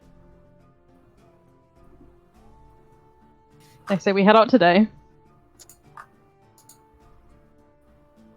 Table talk, should we get some climbing gear? Do we think we'll need that? We should go to. We should see what kind of stores they even have around here. Like, I don't know what kind of supplies is even available. So I have smith tools and rope and a kalimba. Rope. Lamp. wait, Rope. Gwen's gonna dig through her bag to see what she has, and she pulls out this small metallic thing, and she's like, "Where did my pipes of haunting go?" And she pulls out a harmonica. Oh, harmonica, let's go. Like, this isn't. I guess it got turned into this. what is it? She'll like hold it for a second and kind of look around. Are there people like right by us? I mean, right next to you, like standing over your shoulder? No, but there are plenty of people around. She'll get within like, I think they have a range of like 60 feet of someone and kind of like blow into it. All right, you get this like reedy sound from it, metallic reedy sound. I don't have it on hand, but basically it fears them. Just automatically. Yeah. Well, now, you fear someone, and they like. Does it like fear off of you specifically, or is it just in general? Here, let me just pull it up. I don't have the DM's guide in front of me because I have it in the other room. Good reason, I know. Oh, sorry, it's a DC 15 save. Wow, that's a 3. That's OP. It's an And auto. it's like multiple people. You said it was a 3. Yeah. So they're frightened for 1 minute. and people that aren't hostile are to me. Well, I wanted to work on this person that's standing there, so they're just frightened. What do they All do? that it is. You tell me. What do they do? Well, there's like a dude walking by, and he stops dead in his tracks, and he turns to look at us, and he's just like pale as a ghost, and then he books it in the opposite direction, throws his paperwork on the ground, and he's gone. See a number of people outside of the radius sort of like look at between you and where this guy went, confused before they like shrug and go back to their business. Like, all right, whatever. None of my business. Gwen just kind of like shakes the harmonica at Guahuan, and she's like, "That's what it does." Alrighty. So what are you guys doing? Going to a store to get supplies. Alrighty. What supplies are you picking up?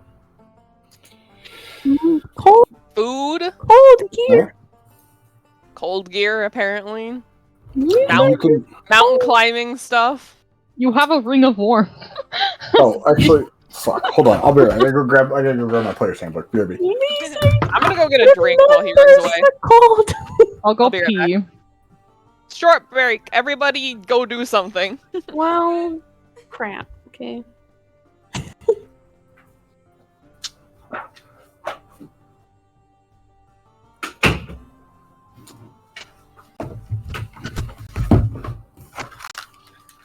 Alright, I'm back. Okay, so first and foremost, food. People left to go pee. Oh, fuck. LOL. Well, if you're picking up food, it's 50 cents per ration. Oh, And rations last a whole day. a whole day? Mm-hmm.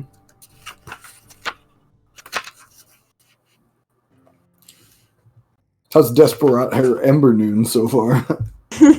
Yeehaw! Very fun.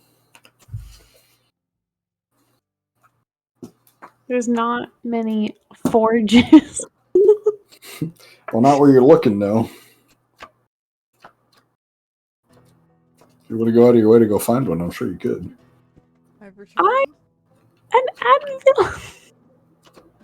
Welcome I back. hope you enjoyed my attempt to derail this, By saying you're from England. and that we're gonna attack the railroad here. I mean, to be fair, the Desperado Party broke into the army office at night to steal Hatfield's orders as well as photographs of when they slaughtered the Ninth. Rode out of town and cut the telegraph wires, and then snuck into the fort at night and nearly got caught in order to. I don't even know what they were trying to learn, but they succeeded in the first two things, and sneaking into the fort, they kind of botched and had to bail. This seems like a very roundabout way to figure out where Hatfield was going. Are we talking about how Desperado chose to do this arc? Yeah, they broke into the army office at night, stole the orders from the room to learn where he was going, rode out of town and cut the telegraph wires, so that way the army office couldn't immediately alert Washington, I guess. I don't remember exactly the reasoning. They stole General Mail. Okay, this was the great thing. They stole General Mail just from the soldiers that were stationed there. And really, to make it seem like a dick move that they were just stealing random mail, I wrote a letter that when they broke open the mail and read, and I'll read it to you. My dearest Anne, I pray you are doing well with your mother, and am deeply pained by the news of your father. I regret not being there for you, and wish now more than ever that I might hold you and your Birdie in my arms again. Birdie being the daughter. My assignment has taken me here to Denver for a while, but my commanding officer says I should be home by harvest if all goes well. I'm told there are a great many dangers further into the mountains, but here in Denver I am safe and devote my thoughts only to you. I would love to bring you here someday, perhaps even to stay and raise our family. I know you speak of weariness of our home, that the smoke clouds your senses and dulls your spirit, and I do not wish that were so. There is a great beauty here. The air is clean, and the land is wild and free, untarnished by painful memories. It would bring me the greatest joy to see you here, happy and at peace. I've enclosed as much of my pay as I could spare. I know you are providing in every way as you can for Bertie, but please find some comfort for yourself in this. I love you, Rudolph. That is the random mail that they stole. How much money was it? It was like, if I recall, it was like $70, which early on in the campaign was like a lot. Oh, no. I'm back, by the way. I popped in and was like, what's happening right now? And then I realized halfway through it was the letter. So what you're saying is they could have figured out he was going to Kremlin some other way, and they decided to just like break in and steal shit. I mean, like that's how they. I didn't say like this is how you must find out. The way you guys did it was, the way you guys did it, right? Yeah. But they were like, I hate Hatfield. We're breaking into the army office. We're cutting the telegraph wires. We're sneaking into the fort and then regretting it. See, there's like a lot of things that I'm like, well, if Gwen had any knowledge of this world, she'd be able to make connections, but we don't. So I'm just like, she Yeah. just stares because she doesn't know what's happening. See, a Lock 2 is not a stealth party. Yeah. Like, that's not our thing.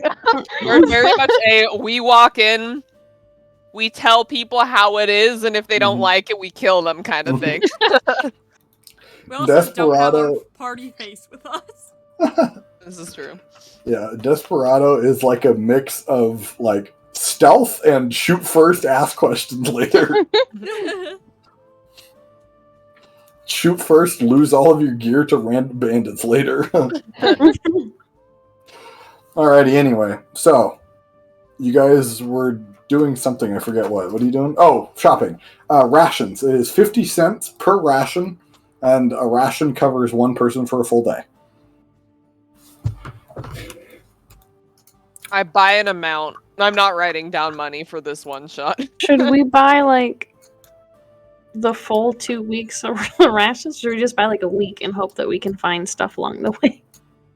Well, I already have rations from like Embernoon. So do I, yeah.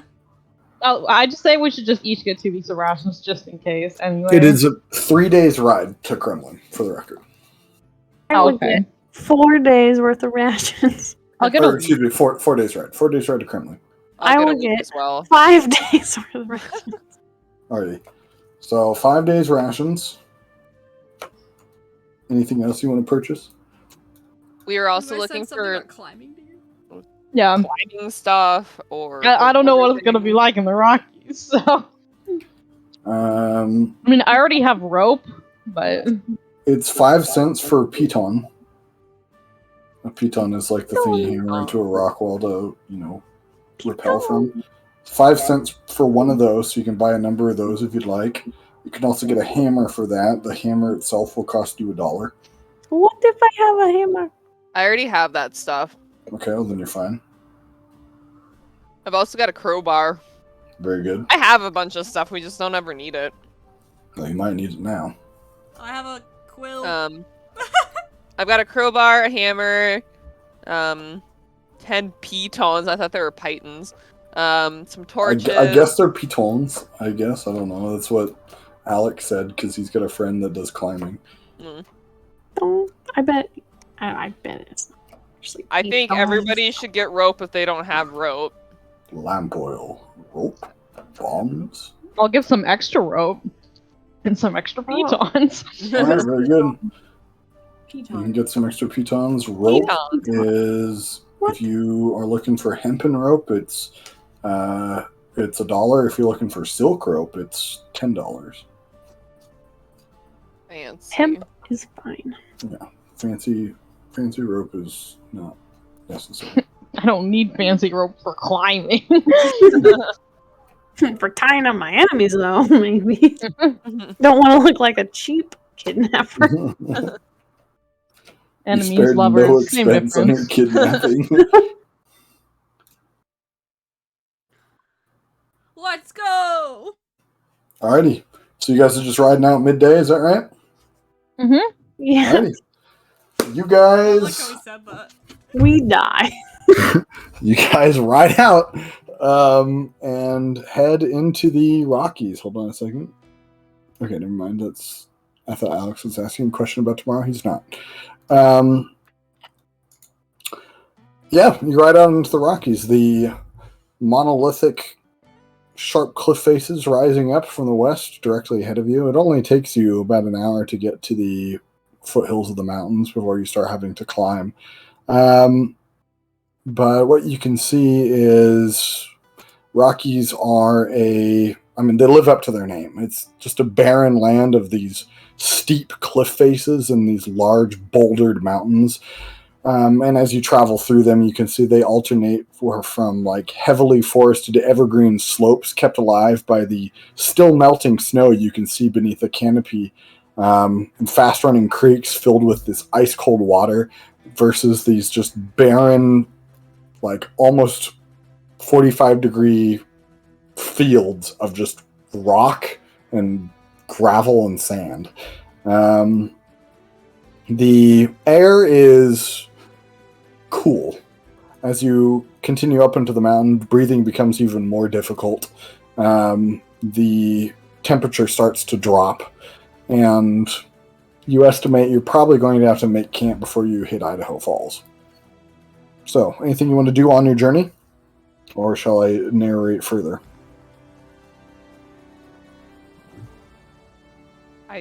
Just keep an eye out for danger while we're moving forward. Sure. What's your passive perception? 15. 15, you said? Okay, cool. As you travel, there's no particular danger that seems to be approaching you. Did you say something, Aaron? No? No. Aaron. Oh, other Aaron. Yeah. Classic. Cursed name. Yes. Hey, Uh, he was here before Aaron was. I'll also pull like my neck scarf like over her mouth to like try and help with the altitude a little bit in case it starts getting too high. yeah. And you guys continue to ride. What? You're naked with cowboy boots and a hat? Yeah. Navigating along a narrow trail, again unpaved, that follows what appears to be like a minor stream or small river as it flows down fast paced. You can see a lot of white water from the mountains above. You can tell that water is like, if not freezing, it might even be slightly below freezing. You can see bits of ice and snow that are flowing downriver, perhaps not frozen by virtue of the fact that it's moving. But as you guys continue up, the sun begins to set, and it sets much faster than you anticipated as the sun drops below the mountains ahead of you at around like 4:30. And the temperature begins to plummet very, very rapidly. You estimate you're still like a 6-hour ride from Idaho Falls. Gwen starts cursing in Palmer. She's like, why doesn't this jacket have sleeves?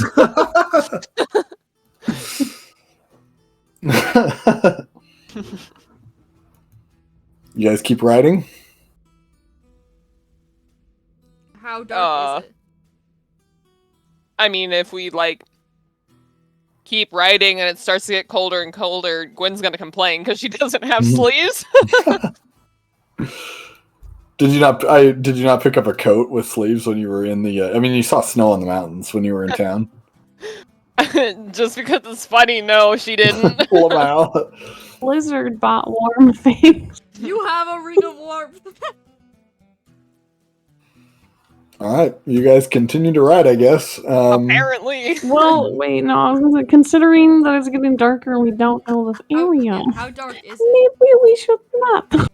The sun is below the mountains, but the sky is still light, and you know it's going to stay light for another few hours. You're just not going to have direct sunlight. It's like you're permanently in the shade of the mountains, but not being in direct sunlight, and as night approaches... it's getting colder and colder. By this point, you estimate you're probably looking at like 40 degrees right now where you are. Oh, Yeah, no, Gwen's like, okay, look, you guys, I grew up in the north. I can't do this. We need to stop before I get hypothermia. Take Jorta's coats. Or we could just stop. Stay away from my goats. We're already trying to catch up to someone. Well, I'd rather not die, thank you. So she's gonna stop Diggy and just like start like setting up stuff. Did you say Diggy? Diggy. Diggy? Alright, we make camp. Alrighty. You make camp, you stop, you start a fire, you prep your food. Anything you want to do for the evening? Are there things around, other living things, or is it just us? There are a few people on the road, not a ton. You gather that this road into the Rockies is not particularly well traveled. But in your immediate area where you make camp, I mean, you've been riding along the stream with like sheer cliff face to your right, like Nice. perfectly vertical rock that raises up like 100 feet, and just like the slope of a mountain off to your left, maybe 90 feet away. That's super. You're like this narrow canyon, basically, and you pull off the road into like this little forested patch. Doesn't seem to be anyone here, no, but it does look like there are remnants of people that have made camp here. Not remnants of people, but like remnants of camp. I should clarify. The lizard's like, oh, it's a skull. How cute. Yeah, remnant like campfire circles and cans and whatnot. Cans. What are cans? They're What are these small metal cylinders that you can see are opened from the top and seem to have been filled with food at one point. They smell like they were once delicious. They're in your rations, and they're not particularly good. Do we have a way to open said cans?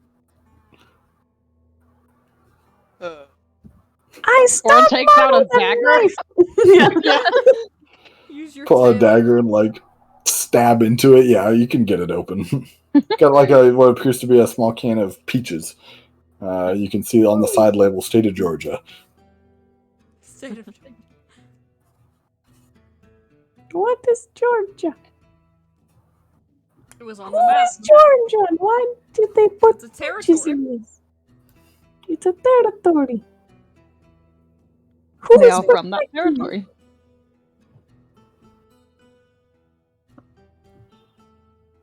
Perhaps they were transported on the railroad. Perhaps.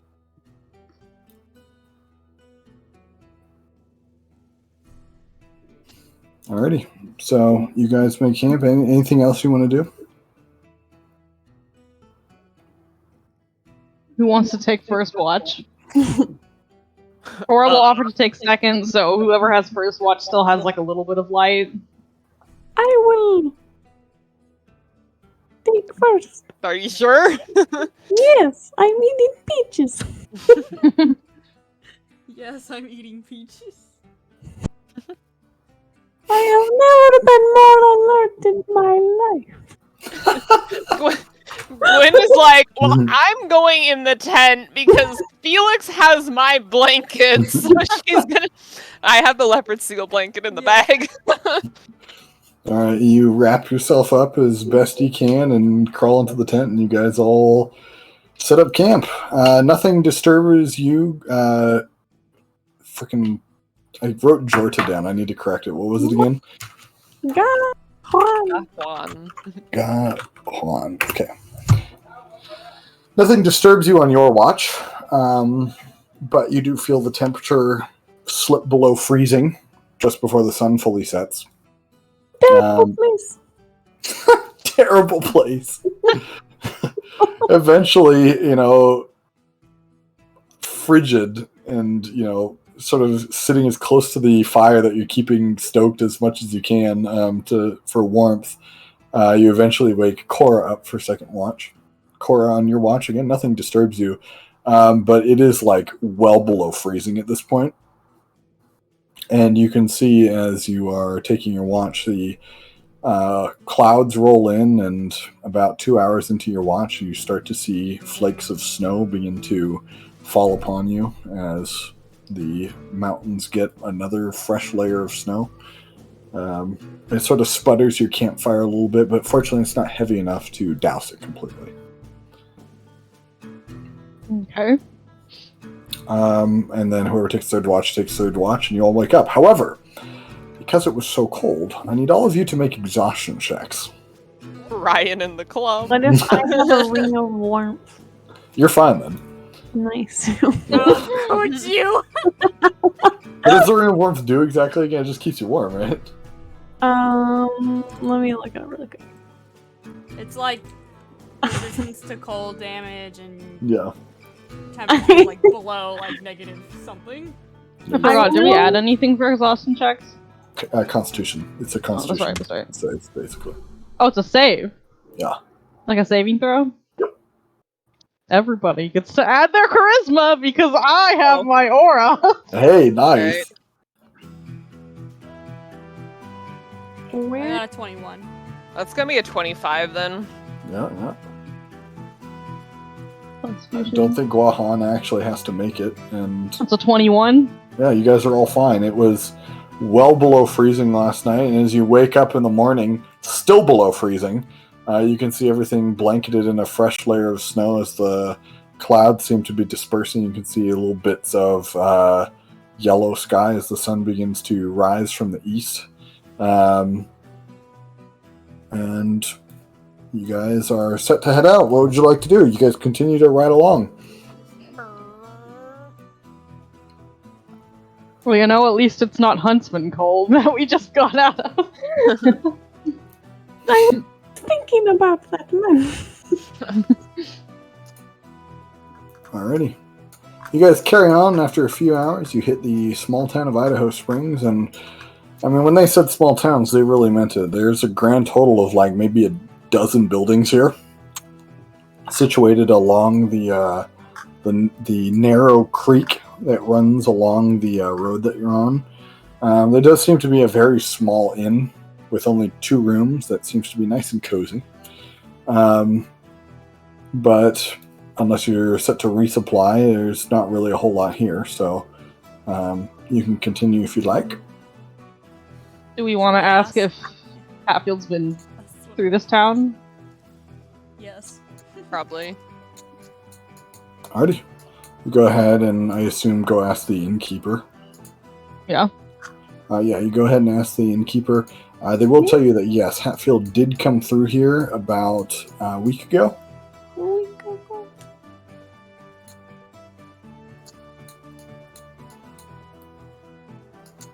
Heading west. They do tell you that they took the pass north through Berthoud Falls rather than take the road around through Silverthorn. Is one easier than the other? Or faster? The pass through Berthoud Falls is faster, but it is a little bit tougher. There is a trail through part of it, but you do have to kind of bushwhack through part of it as well.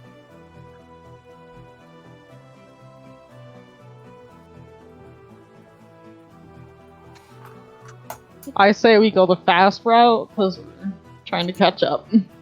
Yeah. I'm fine with that. Plus, they probably did some of the bushwhacking for us already. Yeah.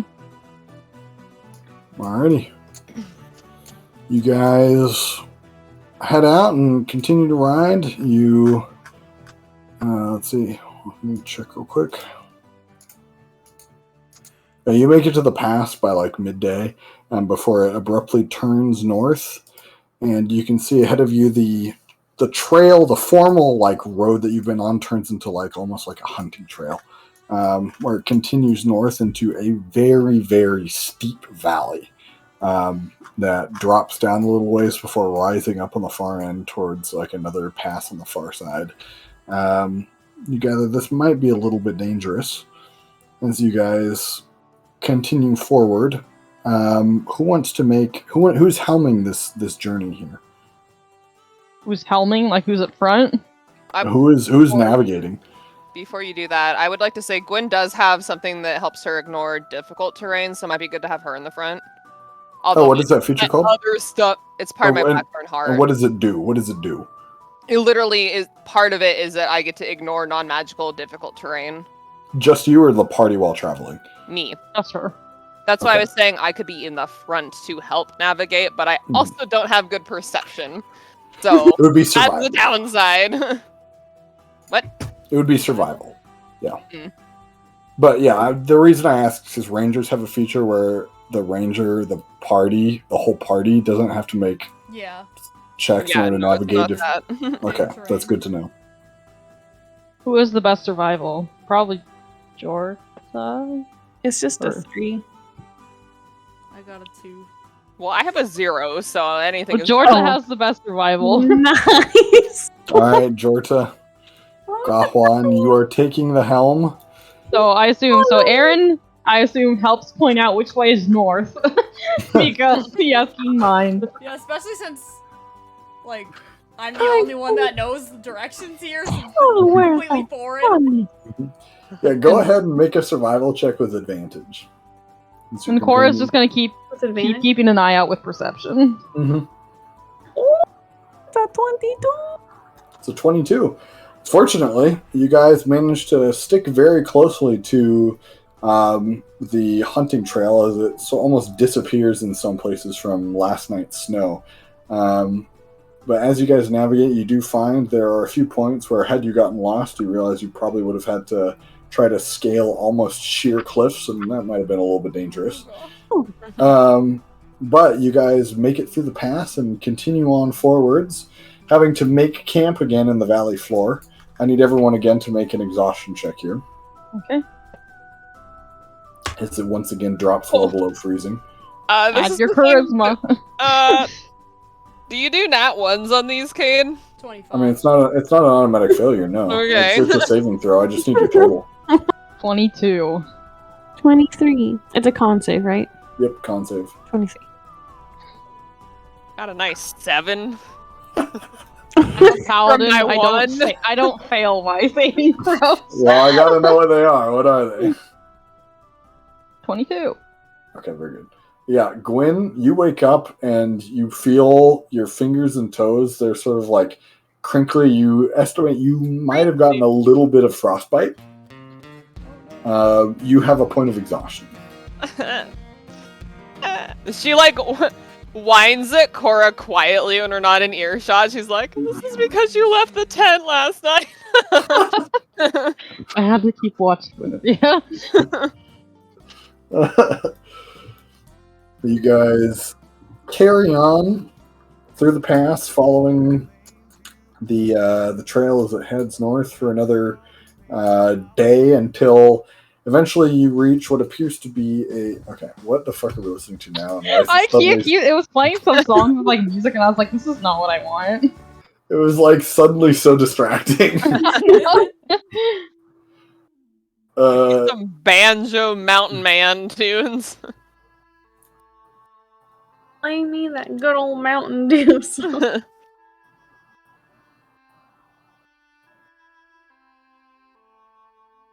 Alrighty, you guys continue forward. At the end of your third day of travel, you can see the trail splits.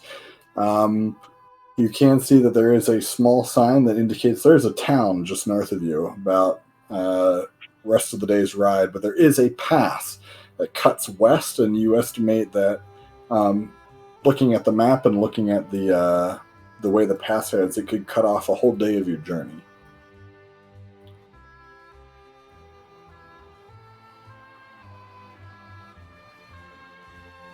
What was the downside? Is it like sheer or something? The downside is you don't get to recover exhaustion points. Oh, You have to be in town for that. right.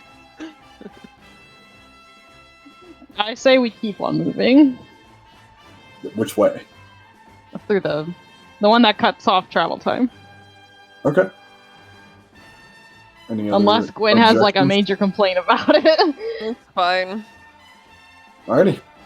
You guys make camp again. Another round of exhaustion saves.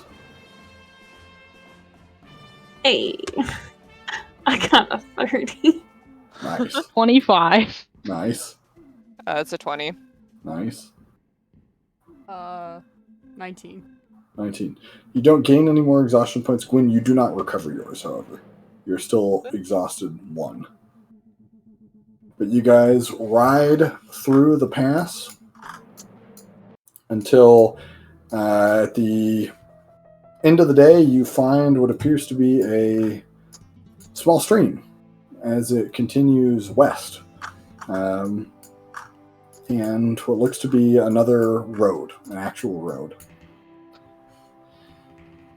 You guys continue on along it until you reach your last night of travel.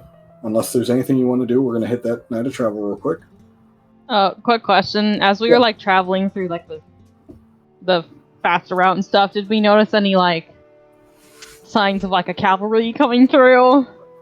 As it had recently snowed, no. Okay. There are no tracks to follow.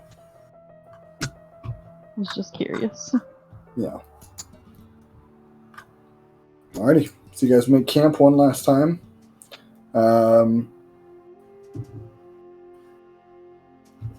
As you guys make camp, again settling in for a frigid evening as the sun begins to set. Glahan, you take first watch. The sun's...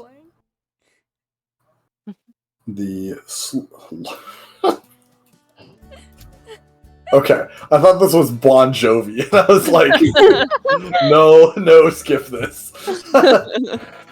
I saw Lost Highway, and I was like, hell no. Glahan, during your watch, so you're sitting there as watching the sun go down and the temperature rapidly drop.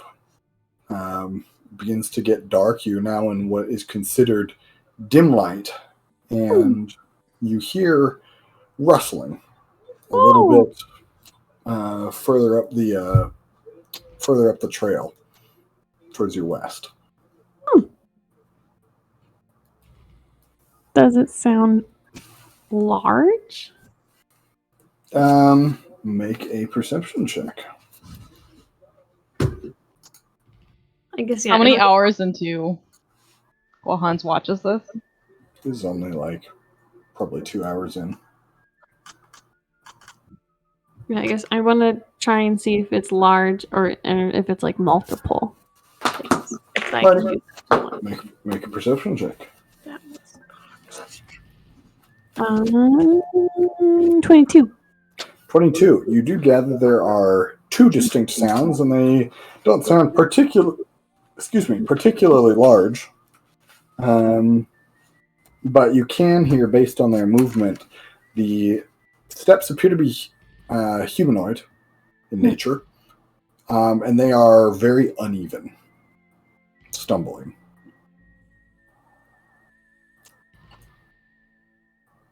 Stumbling?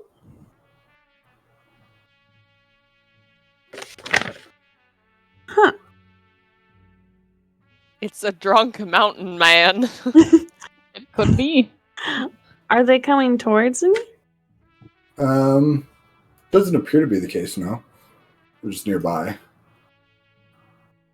I'm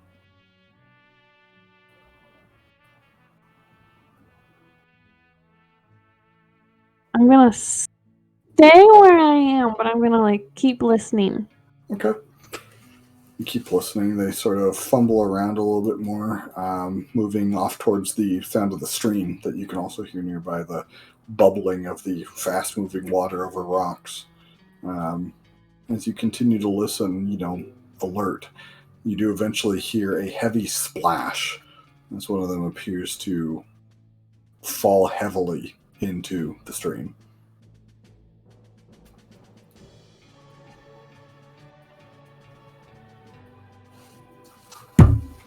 How far away is the stream? From you guys, the stream's only like 120 feet away. 120 feet. Okay, that's further than I thought. You guys are not camping right on the water necessarily, but Yeah.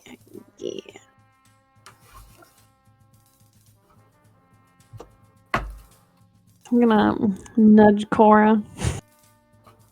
Or will stir from her meditation. We're gonna start walking towards the sounds.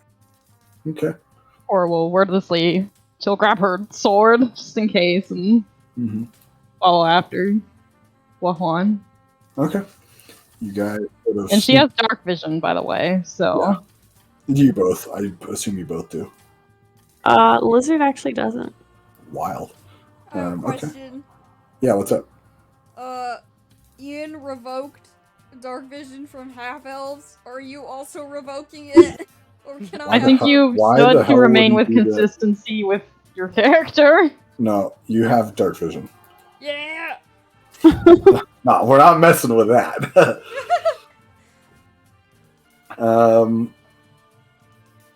And what is Gwen, human? Yeah.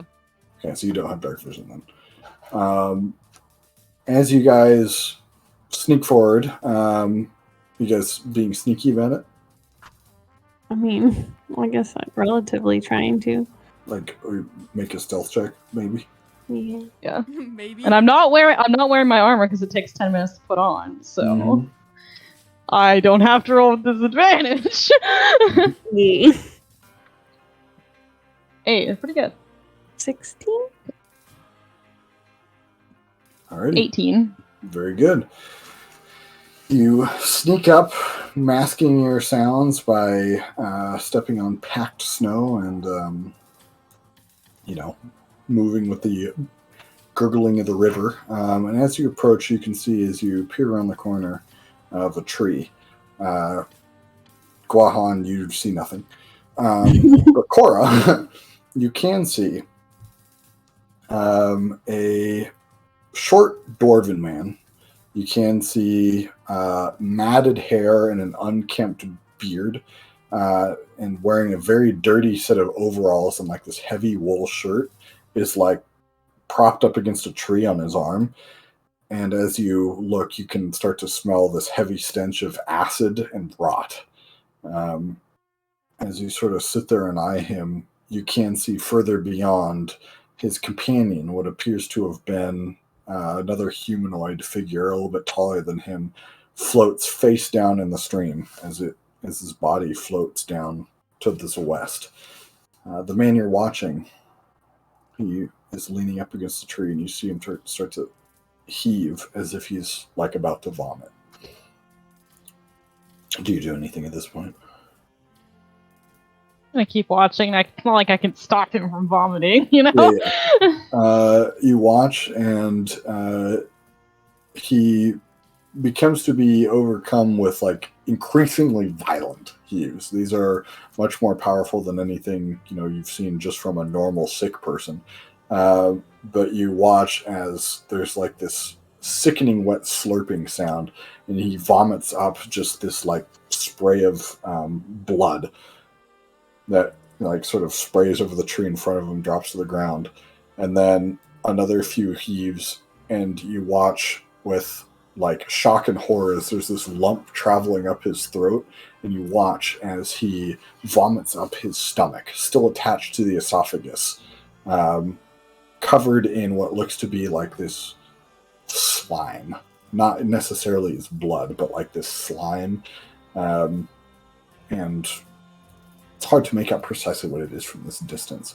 But as he vomits up his stomach violently, there's like a wet gurgling of his voice, and then he collapses to the ground, evidently dead.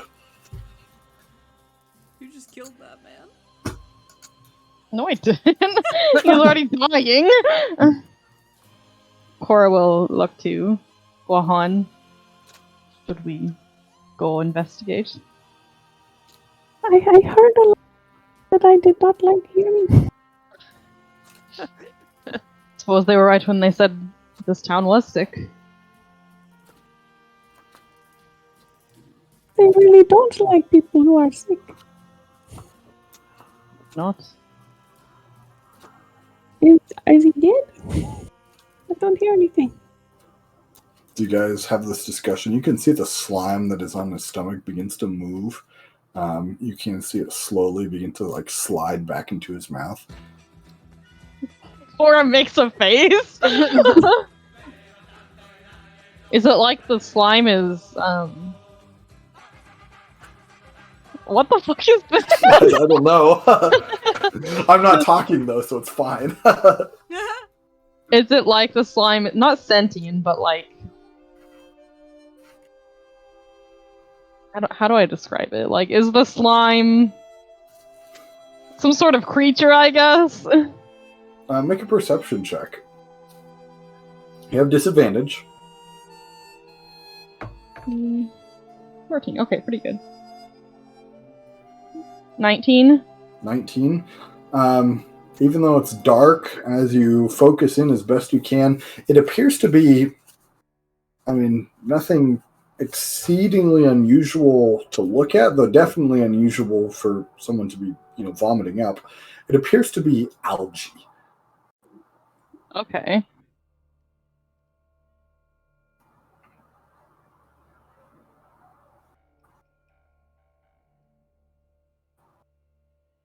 I don't know what algae is.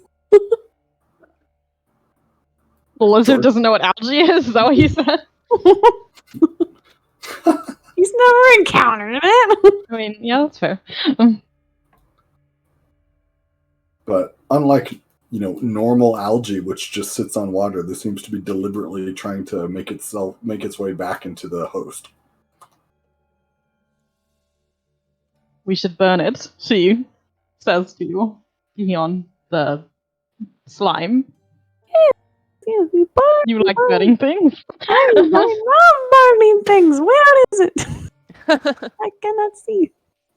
It's starting to go back into its host, I think. That is disgusting. Yes, it must be burnt. Okay. How far up do I have to go to be able to see it? You would have to basically get into, if you're not using a light, you would have to basically get right up next to it. Yikers. What if I A torch. cast continual flame You as a can, little lantern for myself? this You don't have any continual flame, the torches? spell that, is that the, and I've dropped my book. I can look it up for you.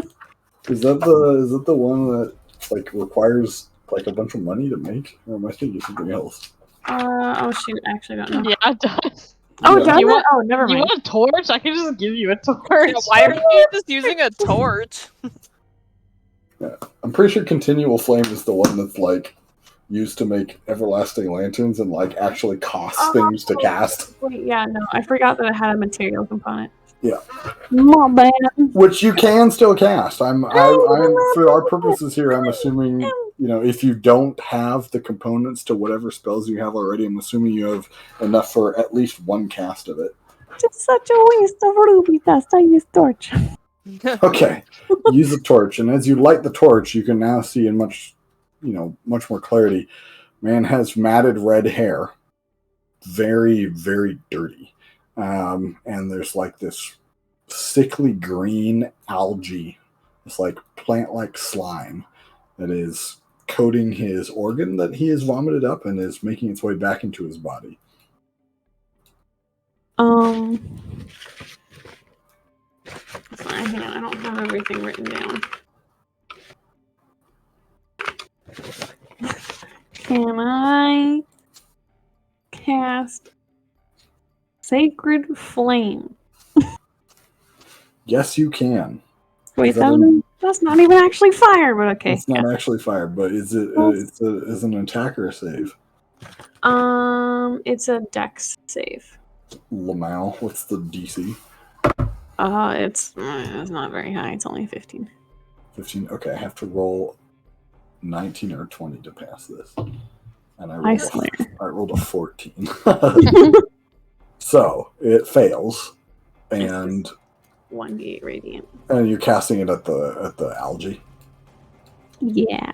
Okay, yeah, you casted the algae, and the algae burns up in radiant fire.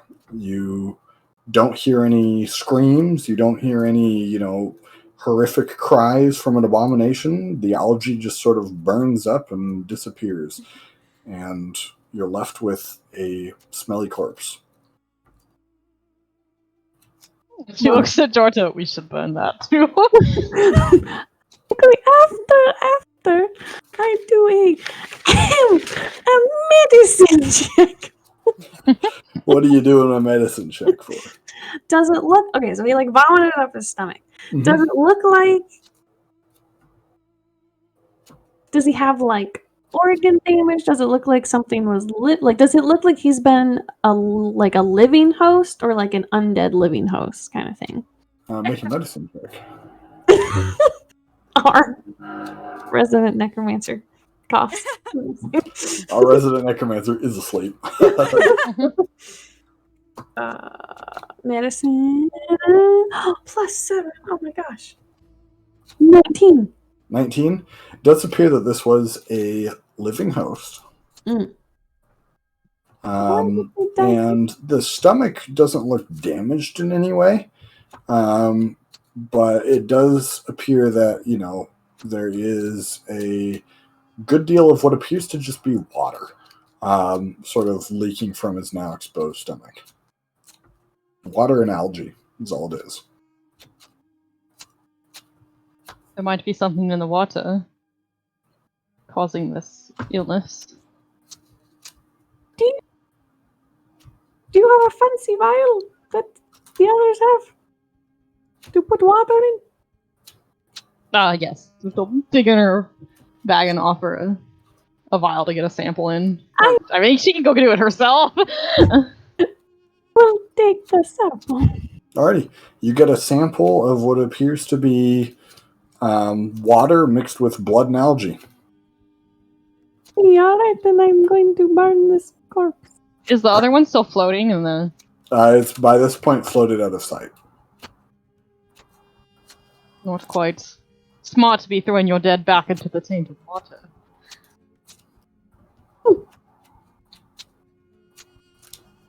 Burn one away from the water. You go ahead and burn it. He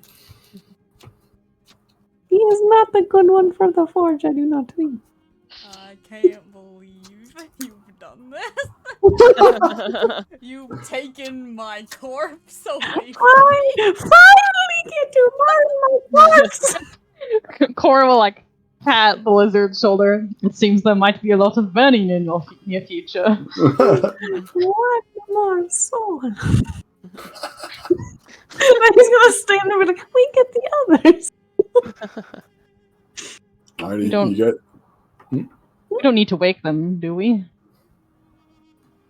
I mean, we don't need to wake them. Well, Let if we're not in me immediate sleep. danger, we may as well let them continue to rest. I suppose that is the companionable thing to do.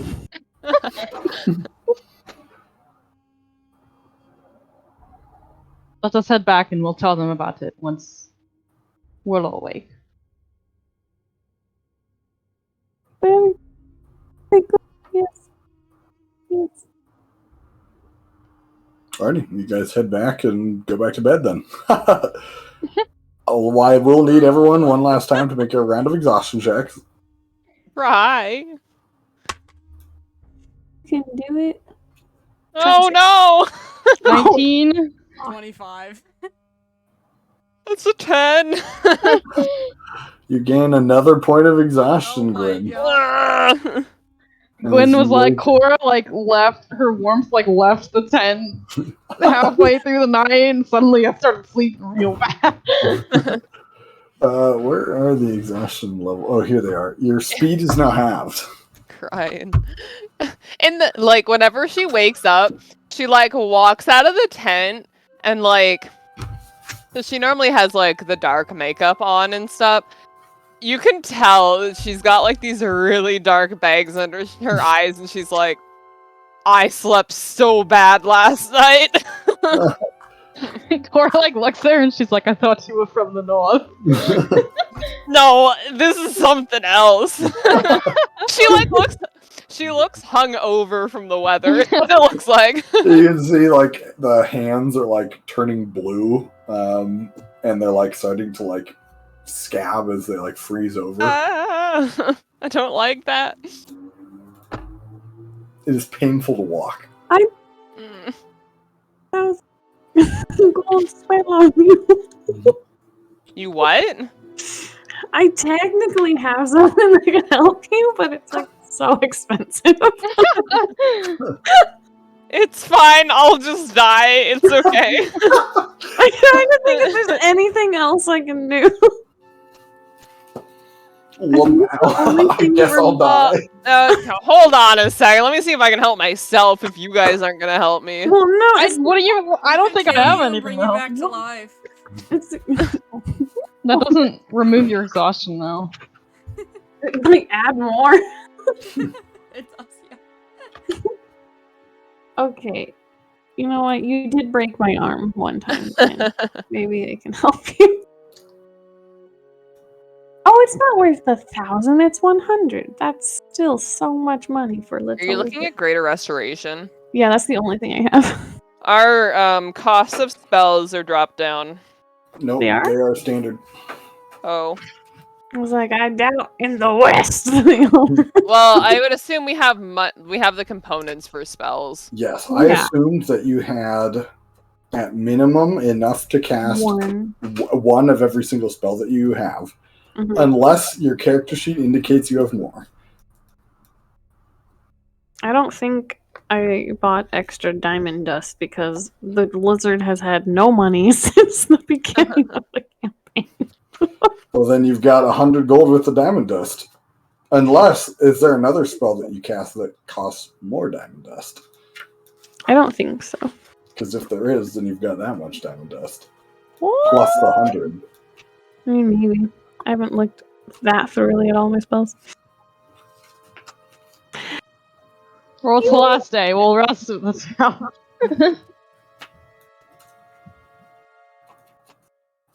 Alrighty. You look so sad. And You guys cold. wake up. What do you do? Cry. So it's Gwen's like whining about sleeping really bad and like huddling near the fire. Cora will speak up. So Guajon and I saw something last night. Oh. It wasn't anything immediately dangerous, so we didn't see fit to wake you until you just woke up yourselves, but we saw a dying and then dead sick man. And he threw up his stomach, and it was coated in this green algae. We took a sample from the stream that he had wandered over to with his dead companion. I thought we took a sample of his stomach. Oh. Stomach and stream, then, because Okay, Cora wanted stomach to take a sample of the stream. Okay, sure. Oh. It's like the stomach water. We took some samples that Cora would like dig into her bag and like present them. And Guahan, I tried to say Gion, the other name. And Guahan burned the algae and the body.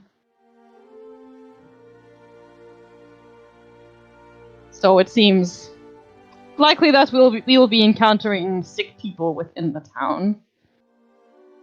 You thought it would be fine for us to just stay here? They were dead. They were And dead and we what were of- already here. Which means that whatever it is that they had could very well be lingering in the area. Well, we kept an eye out last night, but that was the May only I thing see we the vial, saw. please? She'll hand them over. I want to alchemy these. Alrighty, well, what are you doing? I have an alchemist kit. I just kind of want to try to figure out like the sustenance of what is this? Sure. What's it So made of? if you're proficient in alchemist kit as Yeah. well, I assume. Mhm. All right. So make a is wisdom or is nature a medicine or a wisdom check? It's an a intelligence. intelligence check. Intelligence. So make a check plus your proficiency plus your intelligence. Because you are using your kit, you get advantage on this.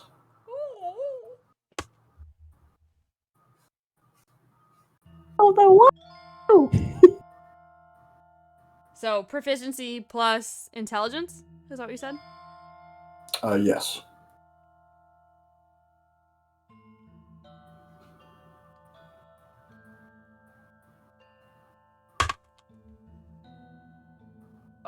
Okay, 27. 27. You gather that the sample from the creek is just water. The sample from the guy's stomach is a mix of water, his own blood, and what appears to be a type of toxic algae. Okay. Does his blood seem like normal blood, or Seems is to it be, hasn't yeah. been like affected? Okay. Shannon, do you have glyph of warding? Mm,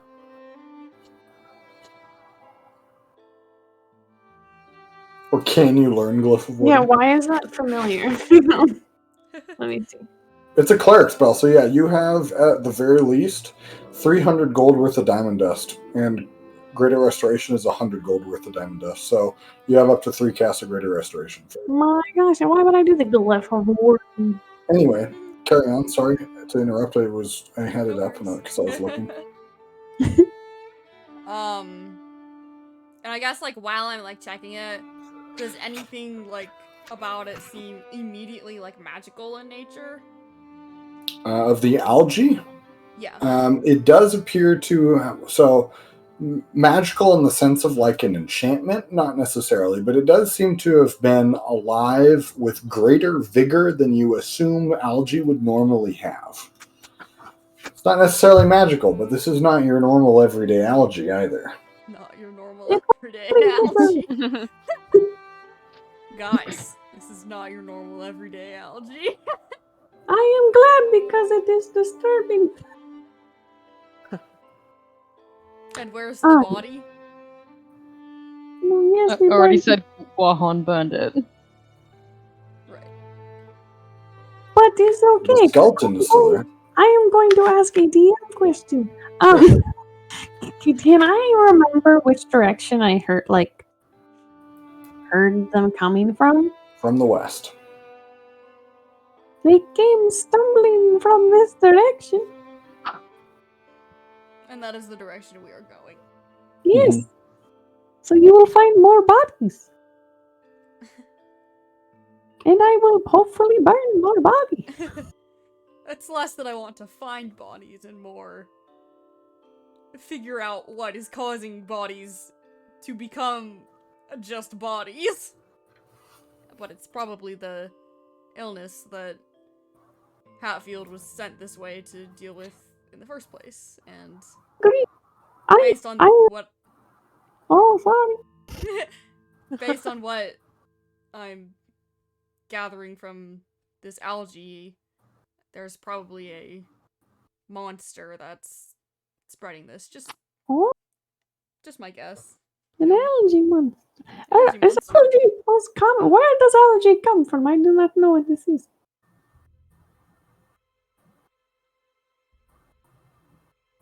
He's asking what algae comes from?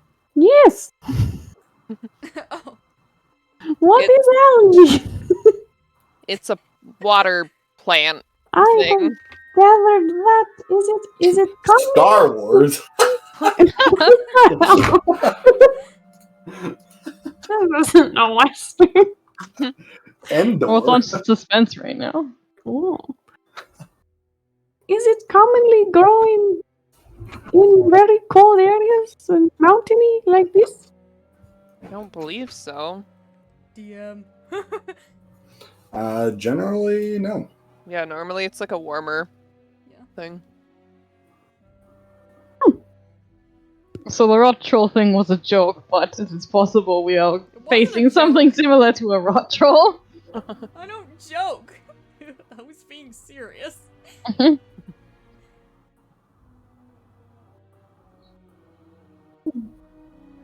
Why do our adventures keep repeating? There's a second rot troll. You got bit by a werewolf. I got bit by a werewolf. Wolfiness. Feeling here. I noticed your armpits looked a little more hairy when you woke up. this Shut morning. up, she says. What? I think you might Must have a be little bit of a some- shadow too. Must be some Embernoon meme I'm unfamiliar with. I got bit by a werewolf. Oh, I see. Duh. You know, you do look kind of terrible this morning.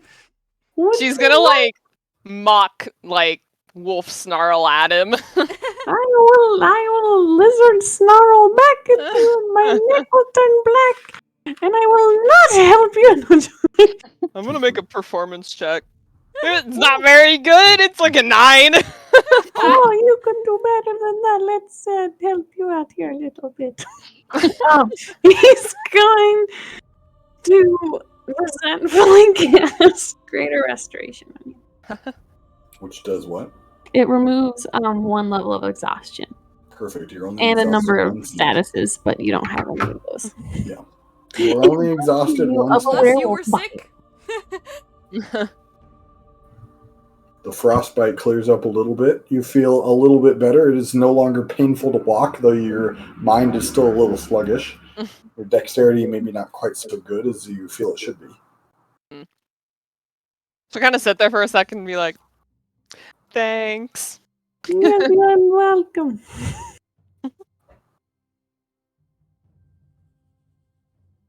I say we carry on to town then, and Look what's going out on? for people violently throwing up. Probably stay away from the water as we're traveling. Let's not travel along the stream.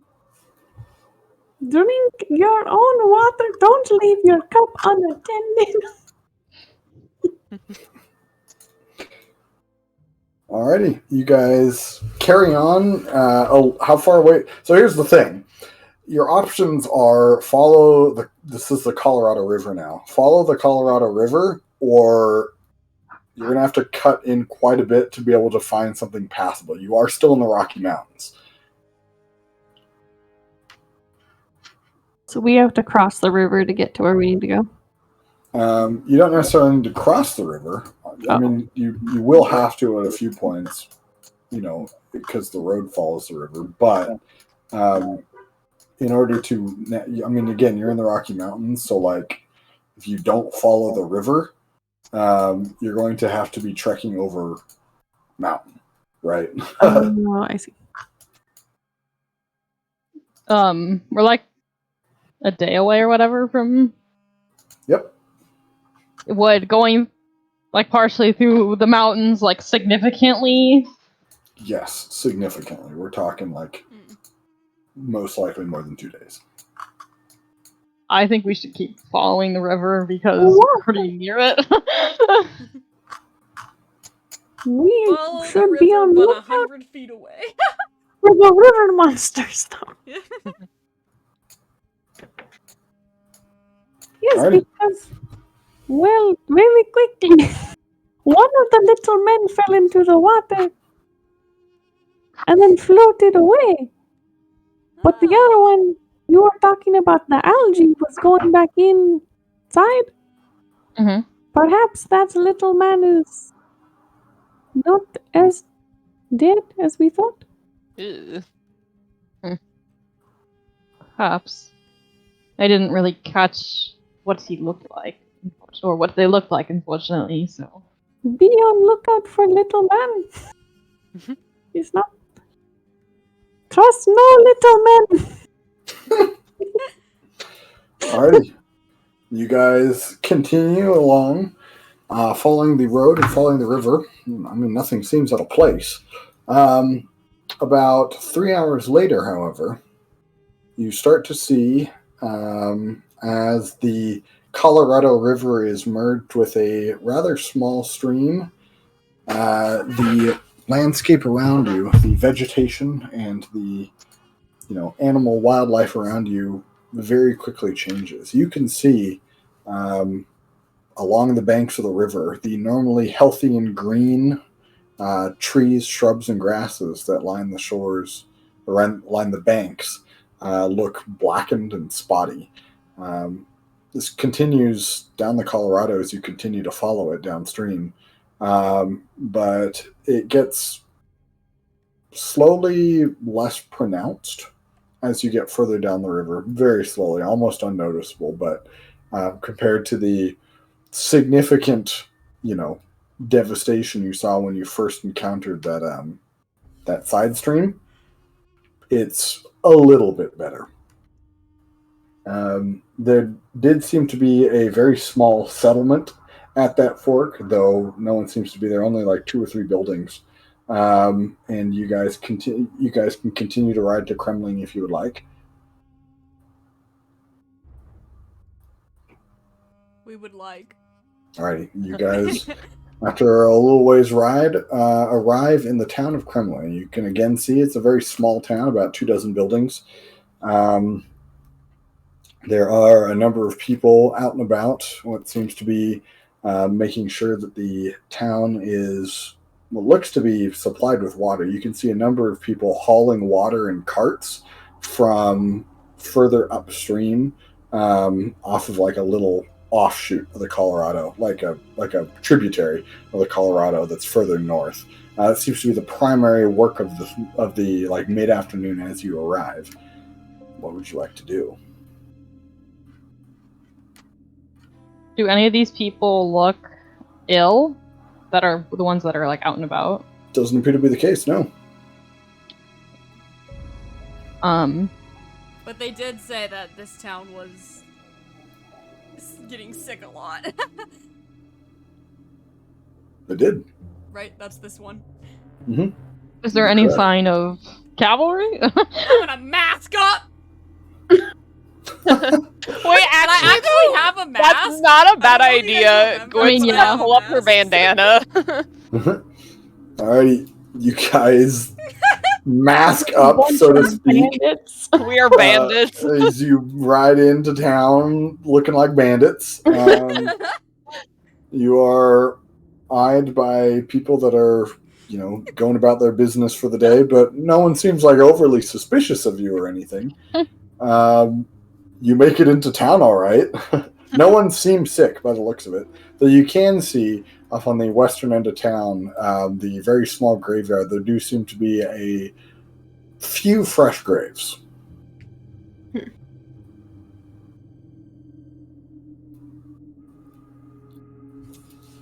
Is there any signs of any cavalry here? Looking around, doesn't seem to be any immediate sign of them, no. Is there an inn? There's an inn, yes. I say we go to the inn or bar or whatever and sort of try to pick out what information we can just from like listening around first. Alrighty. Is there also like on the way to the inn or in the inn, is there like a board that like says like missing people or something, or like has like a list of deceased? Wanted people, like Yeah, or like wanted or something, like anything, like any kind of bulletin like that. There does appear to be a bulletin, but it doesn't appear to be filled with either a wanted list or a list of missing persons. There does seem to be an obituary there for a number of people. You estimate, as you read through them, you see 8 of them. 8, okay. Mm-hmm. Which for a town as small as this is like a decent chunk of the population. Mm-hmm.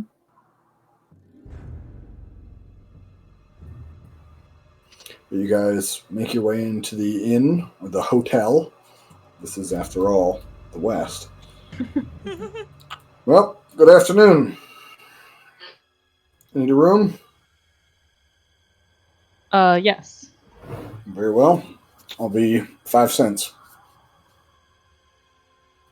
How big are the rooms? I mean, bed sits 2, but you can sleep on the floor if you're uncomfortable, or you can get into the room. He looks at the group. 10 cents. Thank you, good sir. We are new in town. Is there anything eventful happening up this way? I mean, there was a little bit of excitement about a week ago. See, we've been having some problems with our water from the Colorado. It's making people very sick. And doing some unspeakable things to those who didn't immediately perish. But Hatfield's cavalry came through And well, he left a contingent with the dam up further to the north, or excuse me, not north, the southeast. They're investigating right now. Based on what he said, it seems to be the engines in the area seem to be poisoning our water, but not surprising. Or frowns at that. I see. The railroad? Is that the engine? No, the Indians, people that live in the area. Oh. Is there any Well- chance that their group will be passing back this way?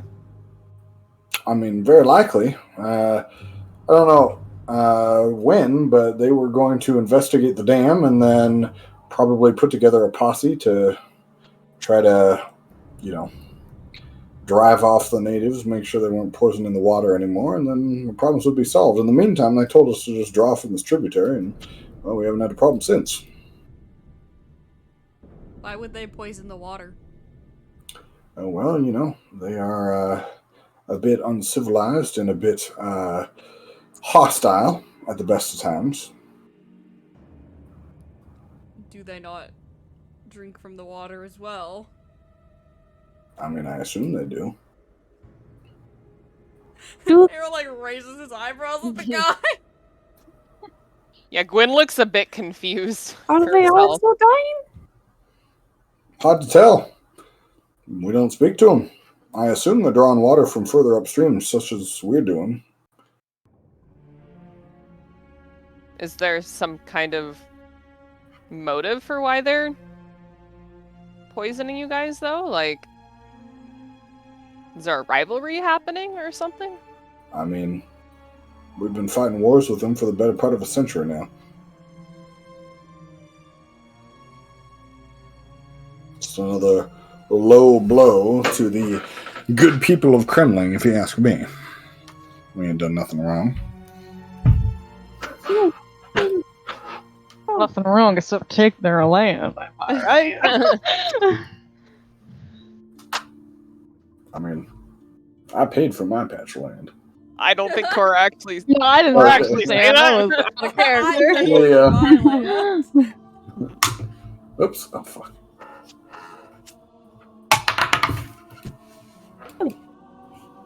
You say they are up at the dam? The cavalry contingent is, yeah. Hmm. Where is the group of people that are harming you? Or do they live near you? Are you safe here? The Crow live a little bit further west. If I'm not mistaken, they've been poisoning the reservoir. At least that's what Hatfield seemed to indicate. I'm no professional. I just run a hotel, but that's what I've been told. I see. How far away is the dam? It's about a half day's ride. Do you know if there's anyone currently sick in the town? Currently? Not at the moment, no. We took care of them. Last one was about 2 days ago. Cured a couple. A few perished. A few we had to put down, from what I understand. But again, I only have second-hand information. Do you know what happens to people when they drink the water? Well, yeah, they get sick.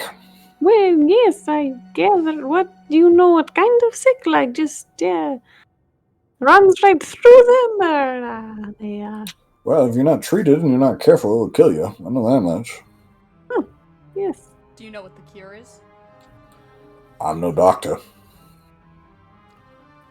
Is there a doctor here? Here? I mean, there's one, yeah. A old hag by the name of Lena. You can find her over at the office a few blocks away from here. Oh, Lena.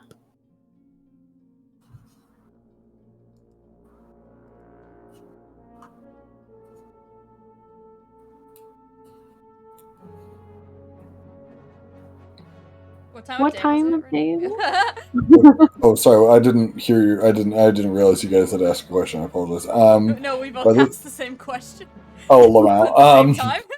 By this point, we are looking at like 1 noon to 1. And it's half a day to the dam? Yep.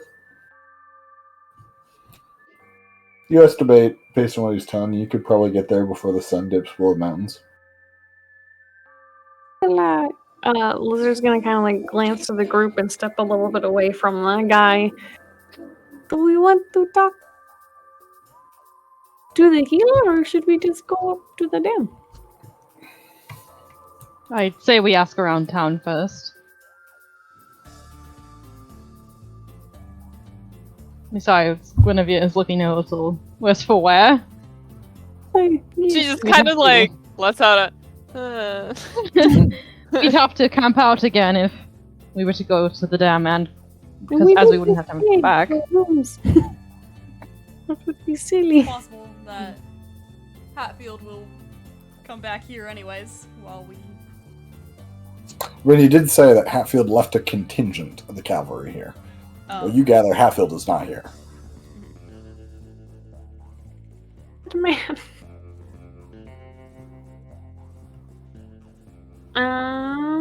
I say we go to the healer. Yeah. Alrighty. You go ahead and wander on over to the doctor's office, where you find a old halfling woman, wrinkled skin, and in impatient countenance as she opens the door. What do you want? Our friend here got a little cold in our travels, and we're hoping you could help. Alright, come on in. Opens the door a little bit wider and allows you guys to enter. Go in. You guys go in. Inside, you can see a few beds, only about 4 of them. Only one of them seems to be occupied, and you can see there is a relatively young man who's sitting up and reading a book by the looks of it. And he sort of looks at you as you guys enter, gives you a nod, and goes back to reading. So I hear you are ill from the cold. Is that to be understood? Talking to Gwen. Oh, well, she was kind of like looking at the group like, am I supposed to like be playing this up, or am I like... She'll turn to her. Yeah, I was a little unprepared for the travel out here, it seems. Yeah, that's typical for Easterners, so let me tell you, next time you go into the mountains, make sure you're actually ready. Let me see your hands. Her eye twitches slightly at that. She'll hold her hands out. Alrighty, and she gives you the example, and it's like, yeah, it looks to be a minor case of frostbite. So what I'm going to do, I'm going to go ahead and boil some water and let it cool a little bit. We're going to have you soak your fingers here in water for a bit. I recommend getting some rest somewhere that isn't in the snow. Maybe invest in a blanket or a coat, maybe some mittens. You should be fine. She looks... She has this look on her face, and like everyone in the party can tell that she's like just trying to hold it in. She's like, yeah, Alright. good. Juan's gonna like lean over to you and be like, yes, it was really silly of you to not prepare for cold weather. She's gonna like elbow him in the side. Do you have any advice for us if we come down with whatever it is from drinking the water? Well, I'll do you one better. Maybe just don't drink the water. Well, of course. I like that plan. And if you happen to drink contaminated water, stop. How do you know it's contaminated without just immediately dying? Well, you see, the water is contaminated with a toxin of some sort. Based on what I've been researching, it seems to be some sort of algae. From further upstream, I would imagine it's from the reservoir. But you can tell there's like little particles. Under light, they'll be green. If you want to be sure that it's not contaminated, you can, of course, boil it, or alternatively, don't draw from the Colorado. If ever given the option, that is. Okay, but let's say we did accidentally drink the contaminated water. Okay. What is the cure? Stop drinking the water, first and foremost. You're going to have to drink quite a bit of... you're going to have to drink a little bit of a... Well, it's not exactly good, but if you can heat up some alcohol, it should be able to flush it out of your system, kill the algae inside you, at which point you should flush your system completely as soon as possible and avoid drinking anything for 24 hours. It's certainly not a pleasant experience. You're going to wind up with one killer headache and probably the worst hangover you've ever had, but you won't be dying from poison, so, take a pick. So you don't have any medicine or remedy other than just flushing the system? Why the hell would I invest in medicine when I can just give you some whiskey? An interesting point.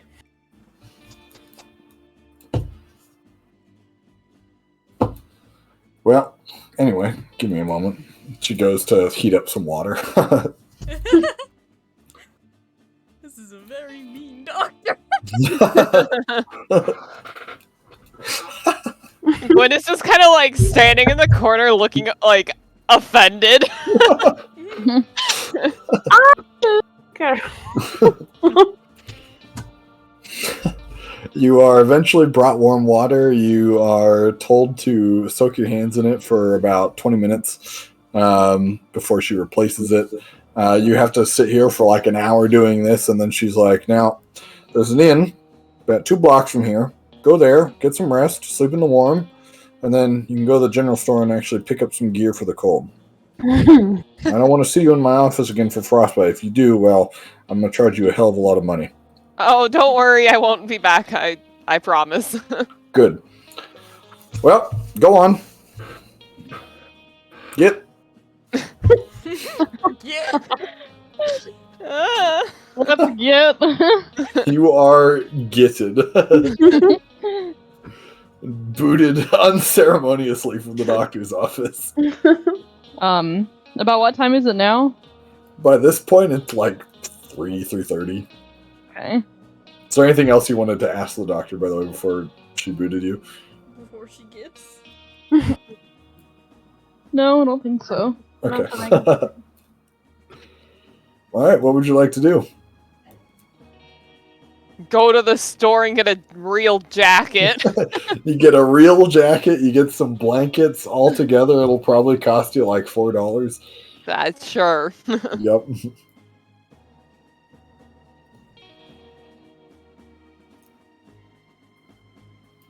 So Anything I say we should stay in town for the rest of the day since everything is too far and require camping out. And we need to rest for poor Guinevere's frostbitten hands. She looks like slightly annoyed, but also like blushes just slightly. She's like, please stop. And then I say we need to check out the dam, and I'm also curious about these engines? Did not understand. Neither did I. It sounds like they have some quarrel with these people and wish to blame them for their troubles. Find it hard to believe that a group of people would poison the water just because they were hostile. There's got to be do I. some reason. Well, the thing is Mr. Hatfield said that, yes. Perhaps they are his enemies? Perhaps. In the meantime, they did mention some of his cavalry was still here. Oh, We could go speak with them. it seems that alcohol is still a very big thing as it was in our old world. I doubt alcohol will ever go away. Well, I would argue that water is the best drink. However, I'm a little apprehensive of this water. Perhaps I will not drink at all. Seems like that may be the best method But for right perhaps now. we know some army folk with strong drink. Yes. Yes. Does anyone have any strong drink? I only have water. Gwen like looks at her bag, and she's like, well, she doesn't say this, but she kind of sits there and is like, I have those 3 bottles of wine, but I'm not pulling it out here.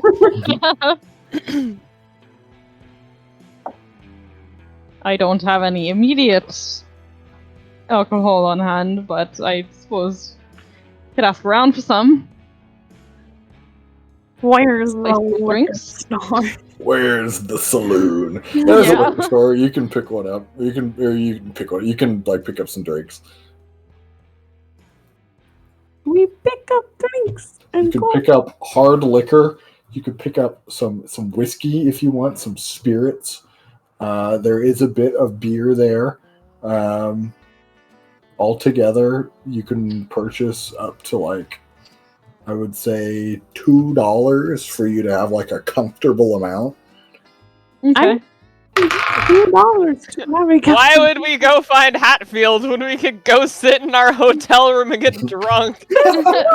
No, we gotta drink with the army guys. And we can split information. No. And then go back to the hotel room and get blackout drunk. You have an unhealthy lifestyle. It's true.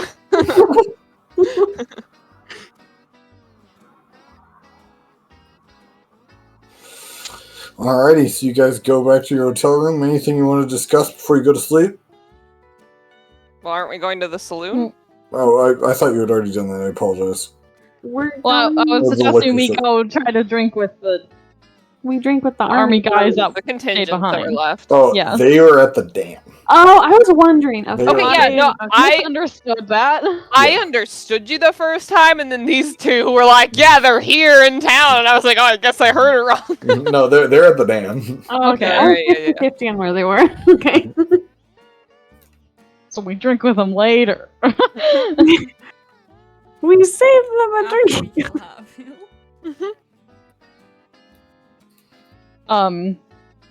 So in I that forgot. case, Did they mention where the Native Americans are? west, West. downstream? Downstream. Okay. Is Which that is towards the free. dam?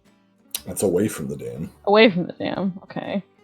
He said they must be drinking upstream like everybody else in town. But my God, they live downstream, so they have to travel all the way around. Yeah, it's like an extra journey for them.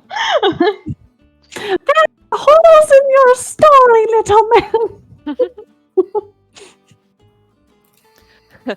Gwen will say when we go back to the hotel, I will say I am a bit curious about this whole story, but I don't know how worth it is going in finding all this information if we just want to try and get back home. I'm just here to. Are we in our rooms? You are, I assume, Yeah. at this point. I am just here to kill a man who deserves it because the Forge told me so.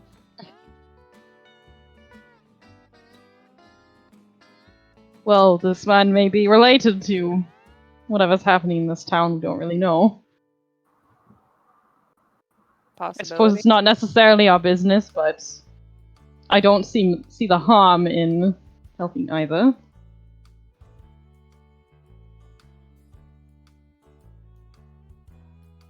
Probably will happen.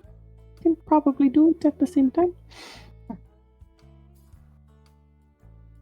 Our main goal is to seek out Hatfield and kill him, so the dam is where we'll go tomorrow. Alrighty. And set on your course of action, you guys go ahead and take your rest in the hotel. Gwyn, your exhaustion points clear. You wake up well rested, all of you. And we'll pick up there in 3 days. Hey. 3 days. On Tuesday. I was under the impression we were playing Tuesdays. Sure. Tuesday. Tuesday. It's fine with me.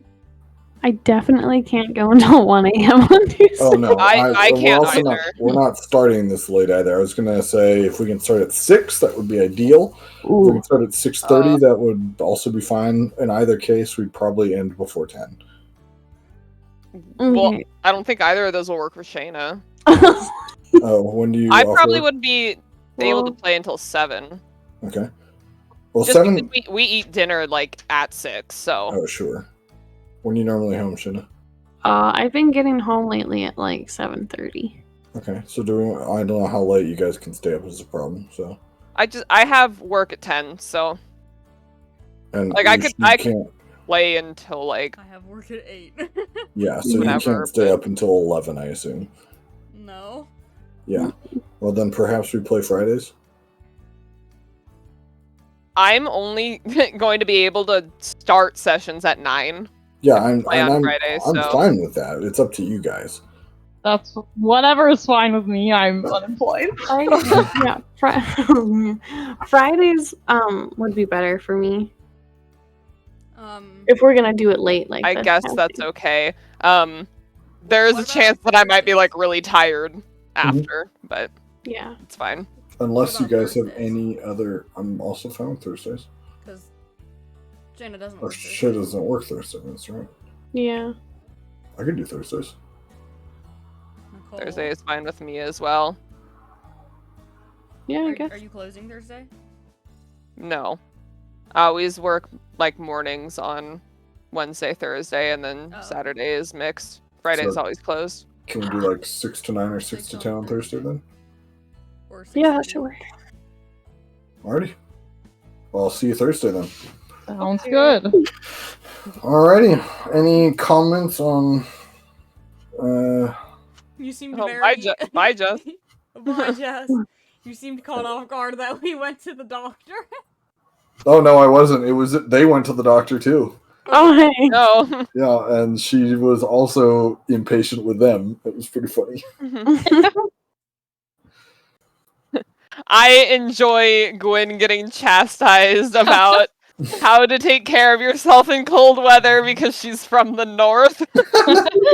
It's pretty good. Oh, Mal. Typical of Easterners.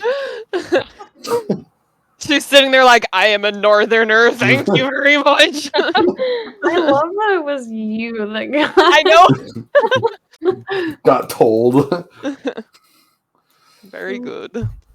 Well, so for context, when I run sessions, I always have post-game debriefs where I just message each player and I just ask, their thoughts on the session. What went well? What didn't go well? What did you like? What didn't you like? What are you excited for in the future? What was kind of a meh payout? Basically, I'm looking for as much feedback as possible because that feedback is what helps me be better as a DM. So, I will be messaging each of you. You don't have to respond, though I would very much appreciate I'm if you just gonna did. say I hated every minute of it. That is totally fine. I'm kidding. I would prefer a Y, but I hated all the times that we talked about Jay Hatfield. I think you should remove it from the game. It's very detrimental to the plot. He's a boring character. We don't know anything about him. I feel a little bit like I was just thrown into this universe. I wonder why that is. I feel like if we had more of like a fleshed out